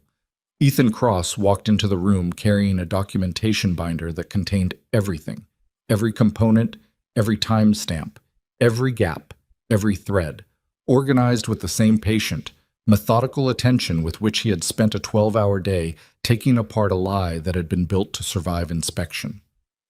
Nobody looked at him when he entered. They were all looking at the table, or at Langford, or at Damien, doing the things people do in rooms where something is ending. Then Constance Haverford looked up and saw the binder in Ethan's hands, and she looked at Victoria, and she said quietly, "Let's hear it." Constance Haverford's two words landed in the conference room the way small sounds sometimes do in large silences. Not loudly, but with a weight that reorganized everything around them. Ethan set the documentation binder on the table and remained standing. He didn't open it immediately. He looked at the room the way he had looked at the engine that morning, not performing the looking, just doing it, taking in what was actually there rather than what the situation suggested should be there. What was there? 9 board members in various states of controlled anxiety. Raymond Langford at the head of the table with the expression of a man who had been holding institutional authority together through a very long day and was now prepared, finally, to let the evidence do what evidence does. Damien Mercer at his seat with his counsel, a trim, silver-haired woman named Adria Voss, who had the practiced neutrality of someone billing by the hour in a room full of problems. Carl Brewer near the window with his notebook, Marcus against the wall with his tablet, Victoria standing to Ethan's left, not sitting, which told the room something about where she was in relation to this moment. Ethan opened the binder. "I'm going to walk through the physical evidence chain in sequence," he said, "not because everyone here hasn't already seen parts of it, but because the sequence matters. The way these modifications were installed, the order they were installed in, and the specific knowledge required for each one, that's where the picture comes from." He started with the pneumatic fitting. He described it the same way he had described it to Victoria in the hangar that morning: the machine specification, the internal diameter change, the fault logic exploitation, but with more precision now, the language of a documented record rather than a working explanation. He cited the component photographs, the metallurgical observations Patricia had added to the record, the maintenance log discrepancy that established the installation window. Nobody interrupted him. Damian Mercer's counsel made a note on her legal pad. Damian himself sat very still. Then Ethan moved to the secondary device. He described the hydraulic control failure mechanism, the calibrated trigger threshold, the technical operations center's confirmation that the assembly was not improvised. He set the photograph on the table and slid it toward the center where everyone could see it. "The device was designed for a specific flight envelope," he said, "between 30 and 40,000 feet. At that altitude, with the control redundancy compromised the way this was designed to compromise it, the crew would have had limited options and limited time." He paused, not for effect, but because the next part required precision. The aircraft was scheduled to carry Victoria Hawthorne and a crew of 3. There were no other passengers on the manifest. Someone at the far end of the table made a sound that wasn't quite a word. Damian's counsel spoke for the first time. "Mr. Cross, the board should be aware that your expertise in this matter is subject to question given—" "The Ashford record," Ethan said. "Yes." Voss paused slightly at being anticipated. "The FAA suspended my certification 3 years ago for procedural violations related to an unauthorized disclosure. The suspension lasted 4 months. The review that followed cleared me of the underlying safety findings." He looked at Voss without hostility. "The full Ashford case file, including the fleet outcome and subsequent protocol changes, has been submitted to Brewer's regional office as part of this investigation record. The board is welcome to request it." He paused. "I'd also note that the physical evidence in this binder was co-examined and co-documented by Patricia Osei, Hawthorne Aerospace's chief engineer, whose certification history is not subject to any comparable questions." Patricia, from her position near the window, gave a small nod that was more acknowledgement than performance. Voss wrote something on her legal pad. She did not pursue the line further. Ethan moved to the bridge circuit in the environmental control system. He explained its function in the context of the overall scheme, the redundancy elimination, the belt and suspenders logic of a plan designed to survive its primary component failing. He explained that this level of technical coordination across 3 separate aircraft systems required either one person with an unusually broad technical background or collaboration. "Which brings me to the procurement record," he said, and turned to the section of the binder that Marcus had formatted and Gerald Foss had certified. He laid out the Thales Precision Manufacturing connection methodically, the 4 purchase orders, the maintenance work order numbers they were filed under, the component specifications that matched the modified fitting found in the pneumatic system, the vendor's registration, the holding company structure, the beneficial ownership filing that traced to Mercer Capital Group. The room had a specific quality now. Not shocked. Most of what Ethan was presenting had been in Brewer's preliminary briefing. But there is a difference between hearing an investigator describe a web of connections and watching someone lay the documentary proof of those connections on a table in front of you, piece by piece, in an order that makes the architecture of the thing visible. The board members were watching the architecture become visible in real time, and the specific discomfort of that was showing on faces that were doing their professional best to remain composed. Raymond Langford looked at Damian Mercer. He didn't say anything. He just looked at him, the way a man looks at something he has been obligated to look at for a long time and is no longer able to look away from. Damian was looking at the table. Ethan finished the physical evidence presentation and sat down. and Carl Brewer stood and added 3 minutes of formal federal context: jurisdiction, preliminary finding classification, the coordination request that had gone to the relevant federal law enforcement authority that afternoon. Then Langford said, Andrew Keswick has requested a meeting with legal counsel independent of Mr. Mercer's representation. I want the board to hear a summary of his preliminary statement before we proceed. Voss straightened. The board should consider whether— The board has considered, Langford said. His voice had the tone of a man who had finished considering some time ago. Proceed.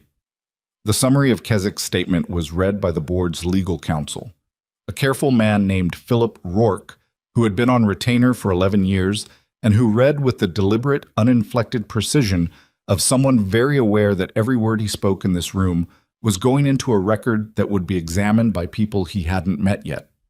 Keswick's account was not the account of a co-conspirator who had grasped the full scope of what he was participating in. It was the account of a man who had been used with considerable skill by someone who understood organizational hierarchy well enough to give just enough authorization and just enough cover story to make each individual action appear legitimate in isolation. The vendor relationship had been presented to Keswick as a recently acquired subsidiary of a Mercer Capital holding company that was in the process of being formally disclosed to the board. The purchase orders had been framed as sourcing from a pre-approved vendor list under a routine maintenance contract. At no point had Keswick been told what the components were for. What Keswick had noticed, and had not reported, was that the components didn't match the maintenance work orders they were filed under. He had flagged this internally, to Damien directly, and had been told it was a documentation error that would be corrected. He had accepted that. He had not asked again. He knew something was irregular, Langford said when Rourke finished reading. He suspected something was irregular, Rourke said carefully. There's a legal distinction. Not a moral one, Constance Haverford said. The room was quiet for a moment. What about Dale Pruitt? Victoria asked from where she was standing. Rourke looked at Brewer. Brewer answered. Pruitt was located 2 hours ago at his current residence. He is cooperating with the federal inquiry. His statement includes documentation of a consulting arrangement with Mercer Capital Group for technical services rendered beginning 16 months ago. A pause. He has provided design specifications, payment records, and communication logs. Communication logs, Langford said. Email and encrypted message records between Pruitt and a Mercer Capital email account. Brewer's voice was even. The records include specific references to the aircraft, the installation schedule, and the desired outcome. The silence that followed had a different texture from all the previous silences. It was the silence of a room where the last exit has been closed. Damien Mercer's counsel leaned toward him and spoke quietly. He listened. His expression remained composed. His hands were still flat on the table in front of him, and Victoria, looking at those hands, thought about all the years of watching him work. The presentations, the negotiations, the operational calls, the 4 years of building something she had trusted, and felt something that was not quite grief and not quite anger, and was perhaps both of those things expressed as a very cold, very clear clarity. Damien, Langford said. Voss spoke before Damien could. Mr. Langford, my client will not be making any further statements this evening without the full federal communication logs being available for review. We reserve all rights, and your client doesn't have the floor, Langford said. Not unkindly, just finally. I'm not asking for a legal statement. I'm asking a person I've known for 7 years to tell this board, this specific group of people who have sat in rooms with him for 7 years, whether there is anything in this record that is factually incorrect. The question sat in the air. Damien looked up from the table for the first time in several minutes. He looked at Langford, and then he looked around the table at the board members, and Victoria watched his face do something she had not seen it do all day. Not the recalculation, not the surface management, something that might have been, under different circumstances, recognition. The specific, private recognition of a man who has arrived at the end of a very long road and found it exactly where he built it to end. Nothing in the record is incorrect, he said. Voss made a sharp sound that wasn't quite a word. Damien, she said. I said nothing is incorrect. His voice was the same voice he'd used all day, controlled, precise, but the thing underneath it had changed. The effort was showing now. The documentation is accurate. The ownership structure is as described. The procurement records are as described. He paused. The communication logs will say what they say. The room was very still. Then I'll ask the board to vote on the following resolution, Langford said, and his voice had the weight of someone completing a formal obligation they have been preparing for without naming it. The immediate suspension of Damian Mercer from all executive functions and board access pending the outcome of the federal investigation. All authority currently held under his executive mandate to transfer to Victoria Hawthorne, effective immediately. He looked around the table. Discussion? There was no discussion. The vote was unanimous. But said, Damian Mercer left the conference room at 9:47 p.m. He left with Adria Voss at his side in the specific posture of a man who has decided that the only dignity remaining is in the walking, upright, measured, without the particular collapse that the room perhaps expected, and he refused to provide. Victoria watched him go. She didn't look away. She had decided some time earlier that she would not look away from this part, that looking away was a kind of courtesy she didn't owe and he hadn't earned, and that the least she could do for the morning she'd had was to see the ending of it clearly. The conference room door closed. The room exhaled. Langford looked at Victoria. You have the company back, he said. It was not quite an apology and not quite a statement of confidence, and was perhaps some imprecise combination of both that he managed in the only language available to him, which was the formal language of institutional function. I never stopped having it, Victoria said. Langford looked at her for a moment, and then he nodded, once, with the specific weight of a man who knows he is confirming something that is true, and that he should perhaps have said differently several times today. The board members began the business of leaving, gathering materials, the resumed normalcy of people returning to their lives after something that had interrupted them in a fundamental way. Constance Haverford stopped beside Victoria on her way out and said very quietly, Your father would have been difficult today, too. It was not delivered as a compliment and not delivered as a criticism, and Victoria received it as exactly what it was, an observation from a woman who had known her father and was still deciding what she thought about the daughter. She accepted it without comment. When the room had cleared down to Victoria, Patricia, Ethan, Marcus, and Carl Brewer, the particular quality of the space changed, the formal setting of the board meeting giving way to the more human disorder of people who had been through something together and were now standing in its aftermath. Marcus sat down heavily in one of the board chairs and looked at the ceiling. Okay, he said, to no one in particular. That was today. Patricia laughed. It was a short, sharp sound, surprised out of her rather than planned, and then she pressed her hand briefly over her mouth as though embarrassed by it, which somehow made it the most honest thing that had happened in the room all evening. Even Brewer, who had the comprehensive unsurprisability of a 20-year federal investigator, made a sound that might have been a laugh if it had committed more fully to the form. Ethan Cross was sitting at the far end of the table, looking at nothing in particular with the specific emptiness of someone who has been running at high intensity for a very long time and has just been given permission to stop. He looked tired in a way that had nothing to do with the hour. He looked like someone in the process of coming back down from a very long altitude. Victoria sat in the chair beside him. Not the CEO's chair, just a chair because she was tired too, and the role and the room and the day's requirements could wait for 5 minutes while she was a person. You all right? She asked. He thought about it honestly rather than reflexively. I will be. That's a different answer than fine. Yes. She was quiet for a moment. Outside the conference room's glass wall, the executive floor was empty and lit with the efficient overnight lighting that made office buildings look both more and less like themselves. The Ashford case, she said.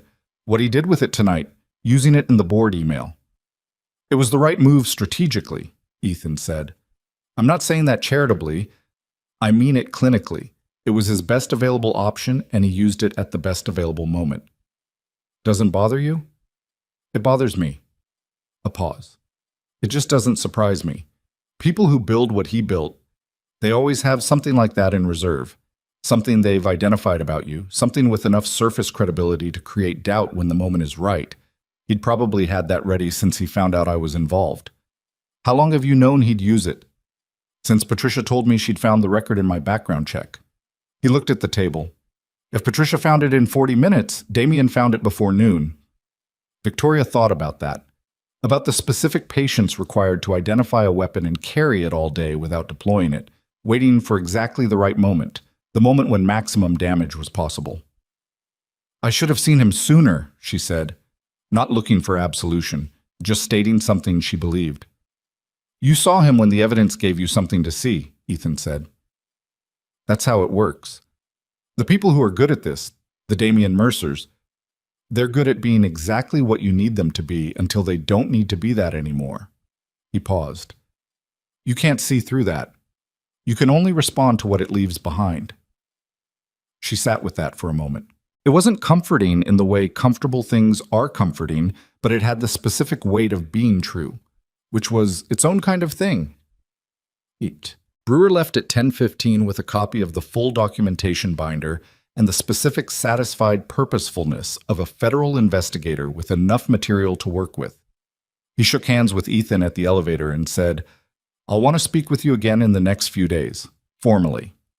And then, in a slightly different register, you do good work. Ethan said, thank you, and meant it, and watched the elevator doors close. Patricia left shortly after, with the particular grace of someone who understood that the evening had reached the point where the most useful thing remaining was to let it end. She squeezed Victoria's arm briefly on her way out, a gesture that contained more than it expressed, which was in keeping with everything about Patricia Osei. Marcus stayed until Victoria told him to go home, which required her saying it twice, because Marcus had the young person's version of professional loyalty that expresses itself as an inability to leave a situation before it's completely finished, a quality she found both admirable and occasionally exhausting. When he was gone, the floor was quiet. Victoria and Ethan were alone in the conference room with the remains of the evening. The paper, the empty coffee cups, the binder still open on the table. I need to tell you something, Victoria said. All right. The Caldwell meeting, the acquisition in New York. She paused. I'm going to call them tomorrow morning and ask to reschedule for 72 hours out. Not because I can't make the case without the meeting this week, but because the right way to walk into that meeting is with the full story, including the attempt to prevent me from getting there. I think it changes the conversation. Ethan looked at her. You're going to tell your acquisition partners that someone tried to kill you. I'm going to tell them that someone inside my company orchestrated a scheme to destroy the company's leadership and take it over through fraud, that the scheme was identified and dismantled, and that the federal investigation is proceeding. She paused. I think that's a more compelling argument for the quality of this company's governance than a clean jet and a smooth morning would have been. That's an interesting read. It's the accurate read, she stood. Companies that survive what we survive today, that's actually what you want in a partner. It's just not usually the story you get to tell. He stood as well, because she was standing, and because the evening had reached its natural end, and they were both intelligent enough to recognize that point. What happens to the aircraft? He asked. Patricia's team starts the repair work tomorrow. Full component replacement, comprehensive inspection, every system verified. She paused. I want it done correctly, which means I want the right people doing it. He understood what she was asking. Patricia has my contact information, he said. I gave it to her an hour ago. A pause. I wanted to ask you first anyway. He looked at her for a moment. The CEO of a company he'd had no particular relationship with 24 hours ago, standing in an empty conference room at 10:30 at night after a day that had begun with a sound and an engine and had ended with a board vote and a federal investigation and the particular exhausted aftermath of something resolved but not finished. She looked like what she was. Someone who had been through something significant and was still standing, which was not the same as being fine, and which he respected considerably more than fine. I'll be there at 7, he said. Let's see. The aircraft repair took 4 days. Not because the work was beyond the available expertise. Between Ethan's systems knowledge and Patricia's engineering oversight, and the 2 Meridian aviation technicians cleared to work on the investigation-connected aircraft, the team had more than enough competence for the scope required. It took 4 days because the scope required was not just repair, but verification. Every system, every component, every connection point that had been in proximity to the 3 installed modifications, and a significant number that hadn't been but that Ethan flagged for inspection anyway, because the scheme had been designed by someone with enough technical knowledge to think 3 moves ahead, and he intended to think at least 4. Victoria came to the hangar each of the 4 days. Not to supervise. She had enough to do managing the company's operational response to a situation that had become, by the second day, more publicly known than anyone had planned for, when a federal court filing in a related asset freezing proceeding against Mercer Capital Group became accessible to a legal journalist who understood what she was reading. Victoria came to the hangar because it was the right place to be, the origin point of everything, the space where the actual work was happening while the institutional work played out in conference rooms and federal offices, and the company's communications team worked 72-hour stretches managing a story that was moving faster than their messaging. On the second day, she arrived to find Ethan and Patricia in a focused disagreement about the hydraulic line replacement sequence that had the productive, slightly combative quality of 2 technically skilled people who have each identified a different correct answer to the same question and are in the process of proving it to each other. She watched them for about 10 minutes without announcing herself and went back to the hangar office to make calls. On the third day, she brought lunch, not as a gesture or not primarily as one, but because she had realized nobody on the repair team had left the hangar for a meal break and it was 2:30 in the afternoon. She set it on the workbench and said, "Stop for 20 minutes," and got 3 mildly resentful looks from people who were clearly in the middle of something, and 1 look from Ethan that was less resentful and more amused, which was a distinction she registered and set aside. On the 4th day, at 6:48 p.m., which was almost exactly 84 hours after the day Victoria had arrived at the terminal to catch a flight to New York, Ethan Cross closed the last access panel on the port engine nacelle, collected his tools with the same methodical attention with which he had unpacked them 84 hours earlier, and stood back from the aircraft. Patricia ran the final system check from the cockpit terminal. The readings came back clean, not provisionally clean, not clean pending additional verification, but clean in the flat, unambiguous way of a system that has been restored to its correct state by people who knew exactly what correct looked like. "Clear!" Patricia called down from the cockpit door. Ethan looked at the aircraft for a moment. There was something in the way he looked at it, not triumphant, not relieved, nothing performed, that Victoria, watching from the hangar office doorway, recognized as the specific private satisfaction of a craftsperson who has done the work correctly and knows it without needing anyone to confirm it. She crossed the hangar floor. "Is it ready?" "It was always ready," he said. "It just needed someone to give it back what was taken from it." That was a more philosophical answer than she had expected from him, and she said so. 4 days in a hangar gives you time to think," he said. She looked at the aircraft.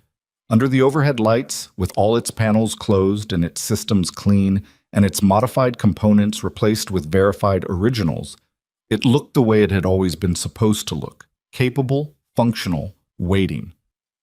"I fly to New York tomorrow," she said. "The Caldwell meeting was rescheduled for 10 a.m. How do you think it'll go?" She thought about the phone call she had made to Robert Caldwell 2 days ago, the version of events she had laid out, the way he had been silent for a long time on his end of the call before saying, in a tone that contained several things at once, "Victoria, that's either the best argument for your company's resilience I've ever heard, or it's the most extraordinary thing that's ever happened before a closing meeting, possibly both." She thought about the way the conversation had ended, with the meeting rescheduled and the deal framework still intact, and something in the air between them that felt more solid than the original terms. "I think it'll go well," she said. "Good." She looked at him. "Come to New York." He looked at her. "Not for the meeting," she said quickly, though that was only partially true. "Patricia and I have been discussing the safety division idea for 2 days. The structure, the scope, the independence requirements. I want you in the room when we talk to Caldwell's team about the aviation assets side." She paused. "Your read on the technical due diligence would be worth having." He was quiet for a moment. "That's a different job than fixing aircraft." "Yes." "I'm not sure I'm qualified for a different job." You spent 4 days restoring an aircraft that 3 separate sabotage attempts were designed to make unrepairable, she said. And before that, you spent 12 hours finding what 12 other people missed. I think the qualification question is settled. He looked at the aircraft again, then at the hangar around them, the space where it had all started, where he had stood on a cold tarmac listening to an engine nobody else was listening to, where the morning had gone from ordinary to something else entirely in the space of a sound. 7 a.m. flight? He said. 7:15. He picked up his tool bag. I'll be at the terminal at 6:40. He walked toward the hangar exit, and Victoria watched him go with the particular feeling of someone who had arrived at a resolution that was not clean or simple, or without remaining complications. The federal investigation was ongoing. The company's public narrative was still being managed. The full scope of what Damien had been building for the preceding 2 years was still being uncovered layer by layer in Brewer's office. But that was nonetheless, unmistakably, a resolution. The shape of what came next was visible in a way it had not been at 6:42 that morning. The hangar door opened. The night air came through. She stood in the empty hangar beside the repaired aircraft and felt, for the first time all day, the weight of everything she'd been carrying since 6:42 a.m. begin, very slowly, to ease. It didn't disappear. That wasn't how these things worked, and she knew it. The cost of the day would show up in the weeks ahead in ways she couldn't predict yet. In the institutional fallout, in the personal accounting, in the specific loneliness of having trusted someone for 4 years and been comprehensively wrong about what they were building in the space beside you. But the aircraft was ready. The deal was intact. The company was hers. And tomorrow, at 7:15 a.m., she was going to New York. The flight to New York departed at 7:17 a.m., 2 minutes behind schedule, which Roy Stassen apologized for with the specific conscientiousness of a pilot who had been grounded for 4 days through no fault of his own and was now compensating through punctuality. Victoria was in her seat when the engine spooled up. She had flown thousands of hours across 15 years of running a company that operated on the premise that distance was a problem solved by aircraft, and she had never once thought carefully about the sound of the engines during takeoff. It had always been background, necessary, expected, the mechanical prelude to the work of getting somewhere. This morning she listened to it. She listened to the specific frequency of the port engine as Roy advanced the throttles, listened for the hesitation that had stopped everything 5 days ago, and heard nothing but the clean, even surge of a turbine doing exactly what it was built to do. Patricia had run the final system check. Ethan had closed the last panel. The aircraft was correct. She let out a breath she had not entirely known she was holding. Across the aisle, Ethan Cross had his eyes on the window and his hands folded in his lap, and the particular stillness of a man in an unfamiliar environment who is managing his unfamiliarity with the same methodical patience he applied to everything else. He had arrived at the terminal at 6:38, 2 minutes earlier than he said he would, carrying a bag that suggested he'd packed in a hurry and wearing a jacket that was better than the work clothes she'd seen him in all week, but still had the quality of something chosen for function rather than impression. She had not said anything about his jacket. She had handed him a coffee instead. "How does it sound?" he asked, without turning from the window. "Clean," she said. He nodded once, and something in his posture eased by a degree she might not have noticed if she hadn't spent 4 days learning to read the specific vocabulary of how he carried tension. The aircraft climbed. The city fell away beneath them. The airport, the industrial perimeter, the grid of the metropolitan area resolving into abstraction as altitude increased. Somewhere down there was Meridian Aviation's private terminal, and a hangar that smelled like jet fuel and worked metal, and the particular residue of an investigation, and somewhere further was the Hawthorne Aerospace Executive Building, and a conference room on the 22nd floor where something had ended 4 nights ago that was still, in various federal and institutional ways, in the process of ending. Victoria looked at the clouds and thought about her father. She did this sometimes, not as a habit of grief, but as a kind of calibration, asking herself what James Hawthorne would have seen in a given situation, where his read would have differed from hers, whether she was holding the company with the same quality of attention that had built it. He had been a difficult man in the specific way that builders are difficult demanding, impatient with imprecision, possessed of the particular arrogance of someone who has been right about large things enough times to forget the occasions when he had been catastrophically wrong. She had inherited the demanding part and was still working on the arrogance. What she kept coming back to this morning was a thing he had told her once when she was 24 and had just made her first significant hiring decision. A decision that had turned out badly, that had taken 2 years and a legal settlement to fully correct. He had not said what she expected him to say, which was something about due diligence or reference checks or the procedural apparatus of good judgment. He had said, "The people who ruin you are never the ones you didn't trust. They're always the ones you trusted completely. That's the price of building anything real." She had been angry at him for saying it. It had felt like an excuse for what she'd already done wrong, a preemptive absolution dressed up as wisdom. Standing now on the other side of 4 years with Damian Mercer, she understood that her father had not been talking about absolution. He had been talking about cost. The cost of doing the thing that matters, building something, trusting someone, choosing to operate in a world where meaningful decisions require meaningful risk, is that sometimes the risk pays out in exactly the worst way.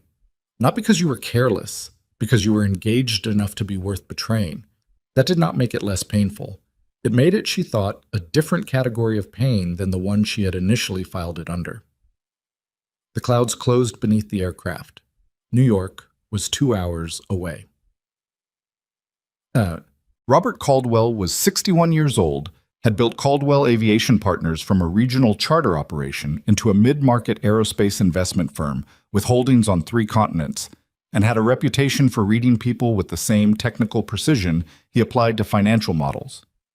He had been in the business long enough to have seen most of what the industry produced in the way of leadership crises, operational failures, and the creative varieties of human judgment under pressure. When Victoria walked into the Caldwell Aviation Partners conference room at 10:03 a.m., he stood and shook her hand and looked at her with the specific assessment of someone who has been thinking about another person for several days and is now comparing their expectation to the actual. "You look better than I expected," he said. Not as a compliment, as an observation. "I had 4 days to sleep," she said, which was not true. She had averaged less than 5 hours each of the preceding 4 nights, but which had the virtue of landing the right way. He smiled. It was a short, evaluative smile. "Sit down. Let's talk." Ethan had been introduced in the elevator as part of Victoria's technical team, which was accurate without being complete, and Caldwell had looked at him with a brief, sharp attention that suggested he filed names and faces with the same organizational precision as financial data. He did not ask for Ethan's title. He simply noted him and moved on. The meeting opened with the standard framework review, the deal terms Victoria and Caldwell had been building toward for the preceding 8 months, the aviation assets under consideration, the integration timeline. Victoria had read the updated term sheet on the flight and had 3 specific adjustments to propose, all of which she had been planning before the week's events, and none of which she intended to compromise on. She made them. Caldwell pushed back on 2, accepted the 3rd without comment, and they spent 40 minutes in the productive disagreement of people who understand each other's positions well enough to argue specifically rather than generally. Then Caldwell set down his pen and said, "Tell me about the investigation." Victoria told him. Not the compressed, managed version she had given the media through her communications team, and not the institutional version she had presented to the board. The actual version. The sound in the engine, the contract technician who heard what no one else was hearing, the sequence of discoveries, the documentation, the board meeting, the federal filing. She told it straightforwardly and without performing either drama or composure, because Caldwell was the kind of man who could tell the difference between an account and a presentation, and she needed him to hear an account. When she finished, he was quiet for a moment. Then he said, "Your COO. Former COO. For 4 years. Yes. What did you miss?" He said it without cruelty, as a genuine question. "I missed the direction of his ambition," she said. "I knew he was ambitious. I thought his ambition was aligned with the company's growth. It wasn't. It was aligned with acquiring the company." She paused. I also think I gave too much operational authority to one person too quickly because he was capable, and I trusted capability as a proxy for character. They're not the same thing. Caldwell looked at her for a long moment. Most people in your position would tell me they have better processes in place now, better oversight, better governance, better early warning systems. He paused. You just told me what you actually missed. Better processes help, she said, but they didn't catch this. A contract mechanic who stood still and listened caught this. She glanced briefly at Ethan, who was sitting slightly back from the table with the specific quality of someone paying close attention to a conversation they have been included in, but are not directing. I think the more honest thing I can tell you is that this company survived because it had someone in it who hadn't learned yet to stop looking carefully at things that seemed already explained. Caldwell followed her glance to Ethan. You found the primary failure. And the secondary device, Ethan said. And the third modification, with Patricia Osie's verification on all three. Patricia Osie is your chief engineer. She is, Victoria said. Caldwell picked up his pen again. I want her in the room for the technical due diligence review. She's already scheduled. He looked at Victoria with an expression that had shifted from assessment to something that was closer, if not quite identical, to respect. The deal terms you proposed this morning, he said. I'll accept all three. Victoria kept her face composed. Inside, something settled. Not dramatically, not with the specific release of held tension she'd been expecting, but quietly, like a weight redistributing itself into a more sustainable position. That's a stronger agreement than the one we started the week with, she said. It's a better company than the one I thought I was investing in on Monday, Caldwell said. I mean that accurately, not as a compliment. The events of this week are on the public record. What's also on the record is how you handled them. He paused. That's actually what I'm buying. Check. Dale Pruitt was arrested on the 7th day after the board meeting, at his residence, by federal agents coordinating with Carl Brewer's investigative team. He had been cooperating with the inquiry from the moment Keswick's statement had named him, but cooperation in a federal investigation does not preclude arrest, and the charges filed against him, conspiracy, sabotage of an aircraft, and attempted murder under federal aviation statutes, were of the category that cooperation mitigates rather than prevents. Andrew Keswick was charged separately with conspiracy and procurement fraud.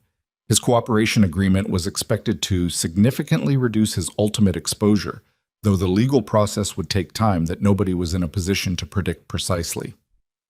Damian Mercer was charged on day 9. The federal indictment ran to 31 counts, which his attorney characterized publicly as an overreach, and which the federal prosecutor's office declined to comment on beyond confirming the filing. The charges included conspiracy, wire fraud, securities fraud through the Mercer Capital Group vehicle, attempted corporate takeover through fraudulent means, and 3 counts relating to the aircraft modifications and their intended outcome. Victoria learned about the indictment filing from Brewer, who called her at 7:40 a.m. before the news became public. He told her the count total, the charge categories, and the expected arraignment timeline. He told her in the flat, precise voice of a professional completing a notification obligation, and when he finished, he paused for a moment before adding, "You held the investigation together under significant pressure. I want you to know that mattered."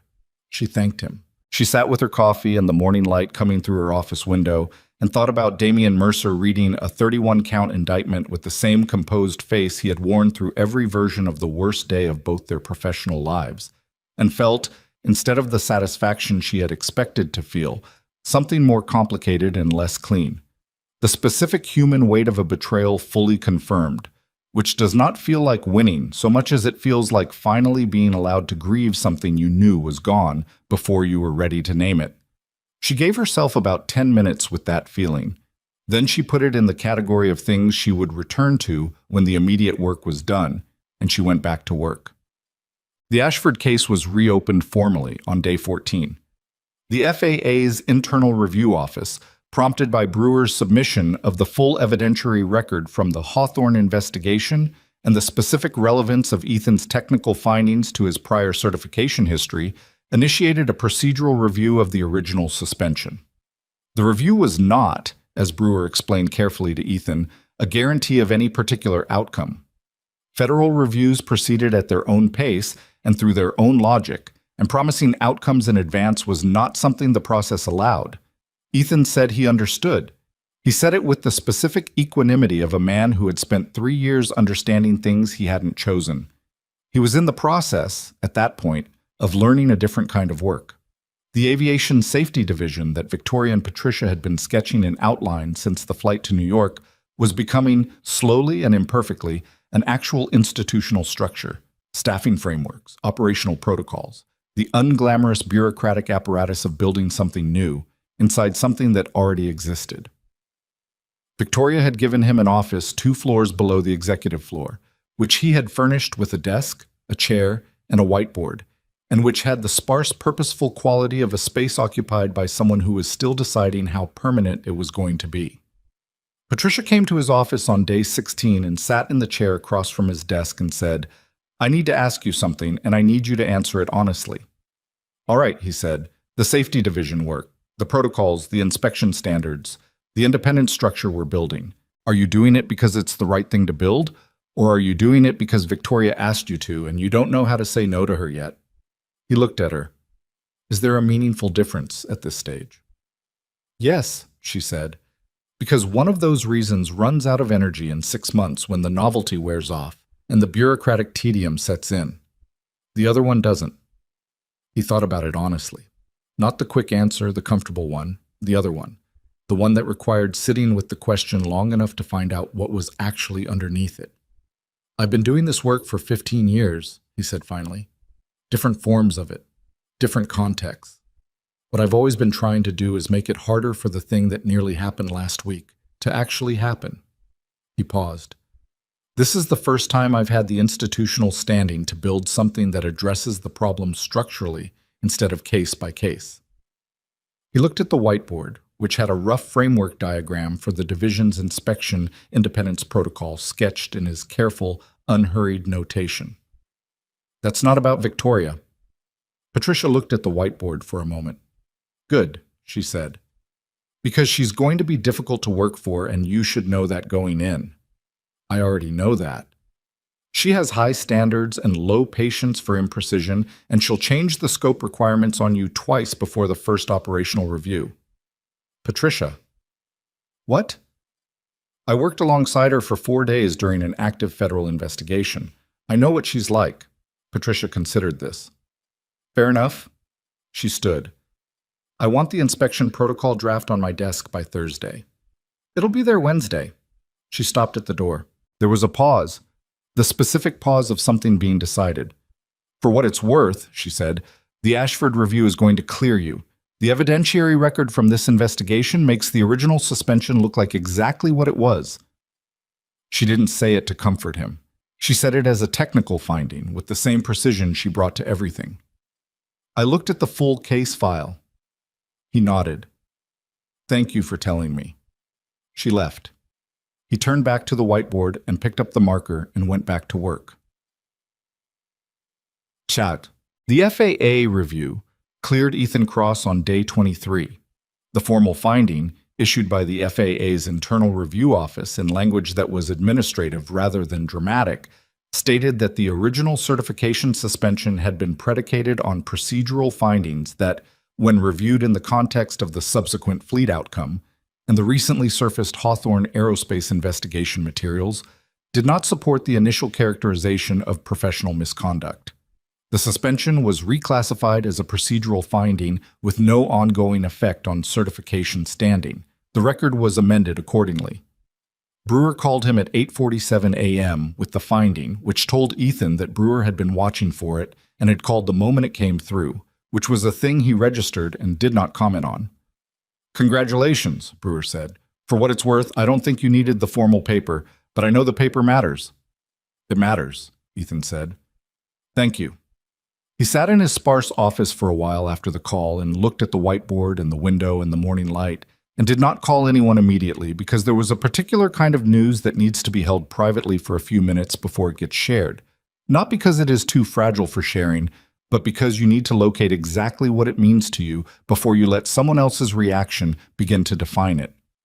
What it meant to him was this: 3 years of carrying a record that told a partial story about who he was and what he had done. 3 years of watching that partial story precede him into every room and arrange the furniture before he arrived were over. Not reversed, not erased, but corrected. The record now said of the whole thing rather than the convenient excerpt. That was worth sitting with for a few minutes. Then he picked up his phone and called his sister in Portland, who had been following the Hawthorne story with the specific intensity of someone with a personal stake in its outcome, and who answered the phone before the second ring with the voice of a person who had also been waiting. "I heard," she said, not because she'd seen the official finding, it hadn't been made public yet, but because she was his sister and she had been waiting for this call for 3 years, and she knew what it sounded like when it came. "Yeah," he said. A pause. "How do you feel?" He thought about the question in the same way he thought about the other honest ones, not reaching for the comfortable answer, but for the accurate one. "Like something that was wrong is right now," he said, which sounds simple but isn't. "No," she said, "it isn't." They talked for 20 minutes. He told her about the safety division, the New York meeting, the work. She told him about her kids, her house, the unremarkable ordinary life that had continued in Portland while his had been occupied with a grounded aircraft, and a federal investigation, and the process of building something new from something broken. He listened to the ordinary details with a particular appreciation he did not try to explain to her, which was the appreciation of someone who has been close enough to a very bad outcome to understand the specific value of ordinary life persisting unremarkably. Victoria came to his office at 3:30 that afternoon. She had heard about the FAA review finding from Brewer, who had also called her, and she had waited until afternoon to come because she had the instinct, correct, he thought, that the morning was his. She knocked, which she had not done on either of the previous 2 occasions she had come to his office. "Come in," he said. She came in and sat in the chair across from his desk, the same chair Patricia had occupied that morning, and looked at him with the assessment expression he had come to recognize as her default mode for taking in a situation she was not yet ready to characterize. "How are you?" she asked. "Better than fine," he said, which was true, and which was also a reference to a conversation from the conference room 4 nights ago, and which she recognized immediately. "Good." She paused. "The finding was the right outcome." "Yes." "I want to say something about the Ashford situation that I should have said before and didn't because the timing was wrong." She looked at him steadily. "What happened to you at Ashford, the way the suspension was filed and characterized? That was the same mechanism as what Damien tried to do last week, using a partial record to create a story that serves someone's interest rather than the truth." She paused. "I didn't know the full Ashford context when I brought you into this. I should have asked." He looked at her. "You didn't bring me into anything. You noticed me standing next to your aircraft. And then I told you to stay." "Yes." "So I'm partly responsible for what happened next." "You made a decision under pressure based on available information," he said. "That's all any of us were doing that day." He paused. "I don't need the apology, but I appreciate what it's actually saying." She nodded. That was another thing he had come to appreciate about Victoria Hawthorne. She did not require her gestures to be elaborate in order to consider them made. She offered the thing, he received it, and they both moved forward. No performance of the exchange required. "The Safety Division Framework Draft," she said. "Patricia showed me the structure. She wasn't supposed to until Thursday. She showed me on Wednesday because she wanted my input before the scope conversation." A pause. "I have 3 suggested changes." He looked at her. "Patricia said you'd changed the scope twice." "Patricia said that?" "Before the first review." Victoria considered this. "Patricia knows me too well." She paused. "The 3 changes are structural, not scope. There's a difference." "Show me." She pulled out her phone and brought up her notes and began walking through the 3 points with the specific technical directness of someone who had been thinking about the problem rather than the politics of raising it. She was right about one of the changes and partially right about a second one, and Ethan said so, clearly and without softening it, and she received the disagreement the way she had received it all week, not with pleasure, but with the specific working attention of someone who was genuinely more interested in the right answer than in being right. They worked through it for 40 minutes. The afternoon light moved across the floor of the spare, whiteboard-centered office, and the safety division framework became, incrementally and through the imperfect process of two people with different expertise arguing about the same set of problems, a better version of itself. This was, Ethan thought, what most good work actually looked like, not the clean narrative of expertise deployed and validated. The messier, slower, more human process of people with different knowledge sitting in the same room and refusing to stop until the thing they were building was more correct than when they started. 6 weeks after the morning that had started with a sound in an engine and reorganized everything that followed it, the Caldwell acquisition closed. The signing was done in a conference room in New York, at a table with 8 people around it, and a document that represented 8 months of negotiation and an outcome that, as Caldwell had observed, was stronger for the complications that had almost prevented it. Victoria signed her name in the deliberate, unhurried way she signed everything important, not performing the weight of it, just acknowledging it. And Robert Caldwell signed across from her with the expression of a man completing a transaction he had spent considerable time deciding he wanted to make. "To an interesting beginning," he said afterward, which was the kind of toast that could mean several things and was probably meant to mean all of them.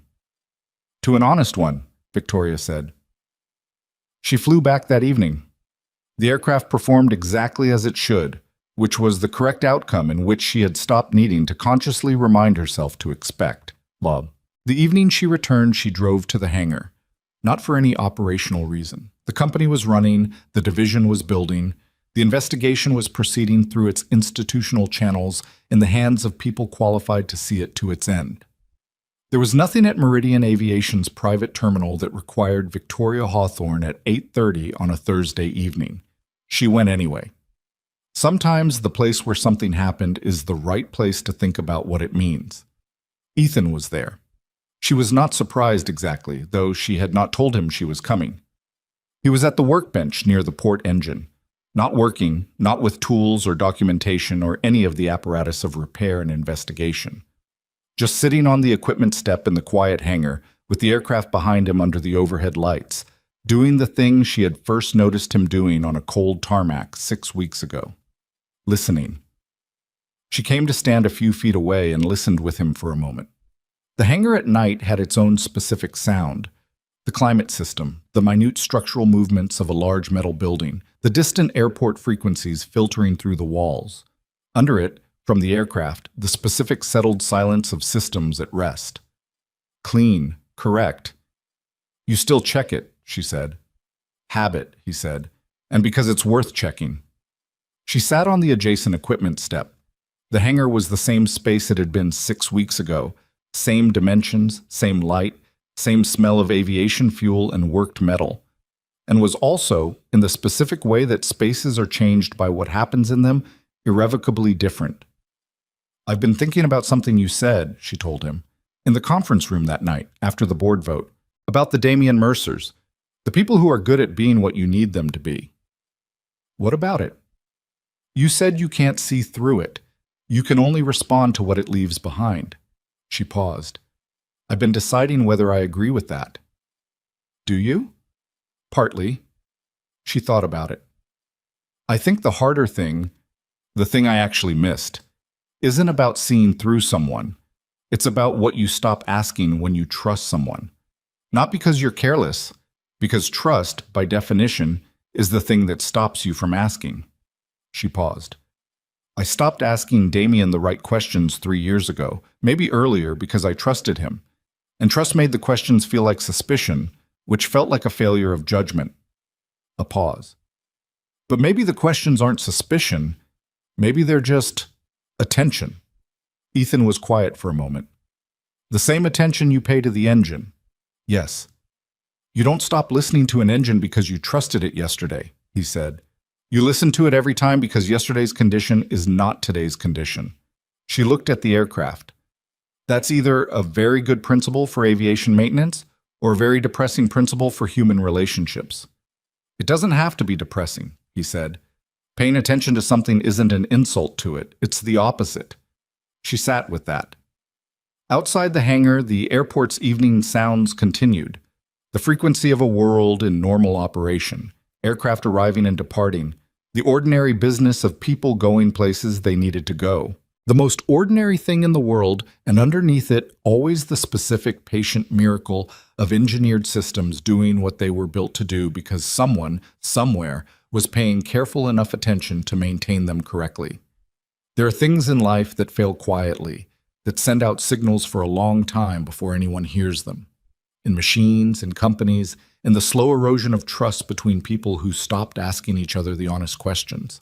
And there are things that only get found because someone with no particular authority and no particular invitation decided to stand still and listen until they heard what was actually there rather than what was expected.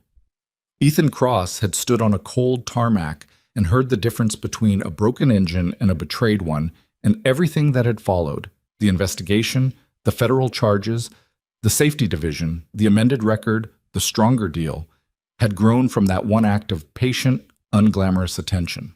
Not heroism, not expertise deployed spectacularly, just a man who had learned, through years of hard and unrecognized work, to listen more carefully than the situation required. That was the thing worth carrying out of this hangar. Not the drama of the day itself, not the board vote, or the arrest, or the satisfying geometry of a conspiracy dismantled.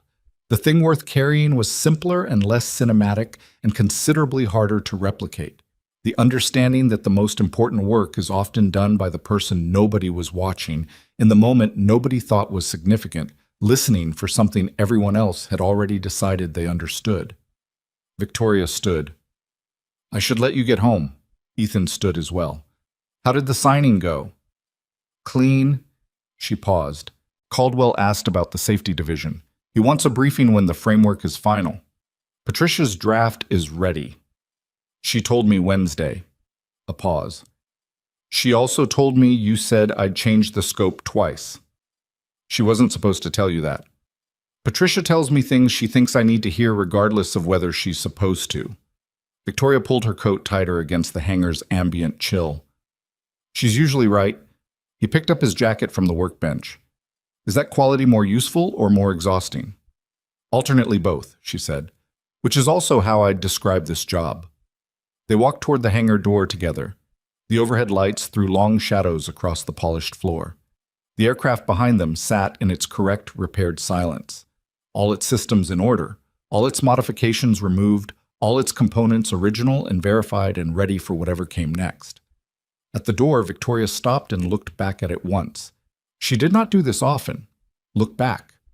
She was congenitally a forward-looking person, which had served her well in most contexts and had occasionally made her slow to see what was directly behind her. She was working on that. The aircraft looked the way it was supposed to look. It had always looked that way from the outside. The work, the real work, the patient, unglamorous, essential work, had been in understanding what was happening underneath the surface, beneath the clean exterior, in the systems that no one examines until something goes wrong. 7 a.m. tomorrow? Ethan said at the door. 7:15, she said. But yes. He nodded and opened the door, and the night air came through, cold and clean, and carrying the ambient sound of an airport operating normally, which was not a dramatic sound and was not supposed to be, and which was, in all the ways that mattered, exactly right. She followed him out. The hangar door closed behind them. Above, the October sky had cleared. The first aircraft lights were visible, descending toward the runway, carrying people and cargo and the ordinary, irreplaceable business of a world that kept moving, that kept requiring someone to maintain it carefully and honestly, and with the specific patient attention that the work deserved, regardless of whether anyone was watching. That was the lesson the day had left behind. Not in the arrest record, or the amended certification, or the closed acquisition. In the simpler, harder, more enduring truth that the people who make things work are rarely the people who get noticed first, and that the greatest failure is not the one discovered on a runway, but the one that occurs when an institution stops valuing the person willing to stand still and listen until the truth becomes audible. The greatest victory was never saving the jet. It was learning, finally, to hear what it was saying.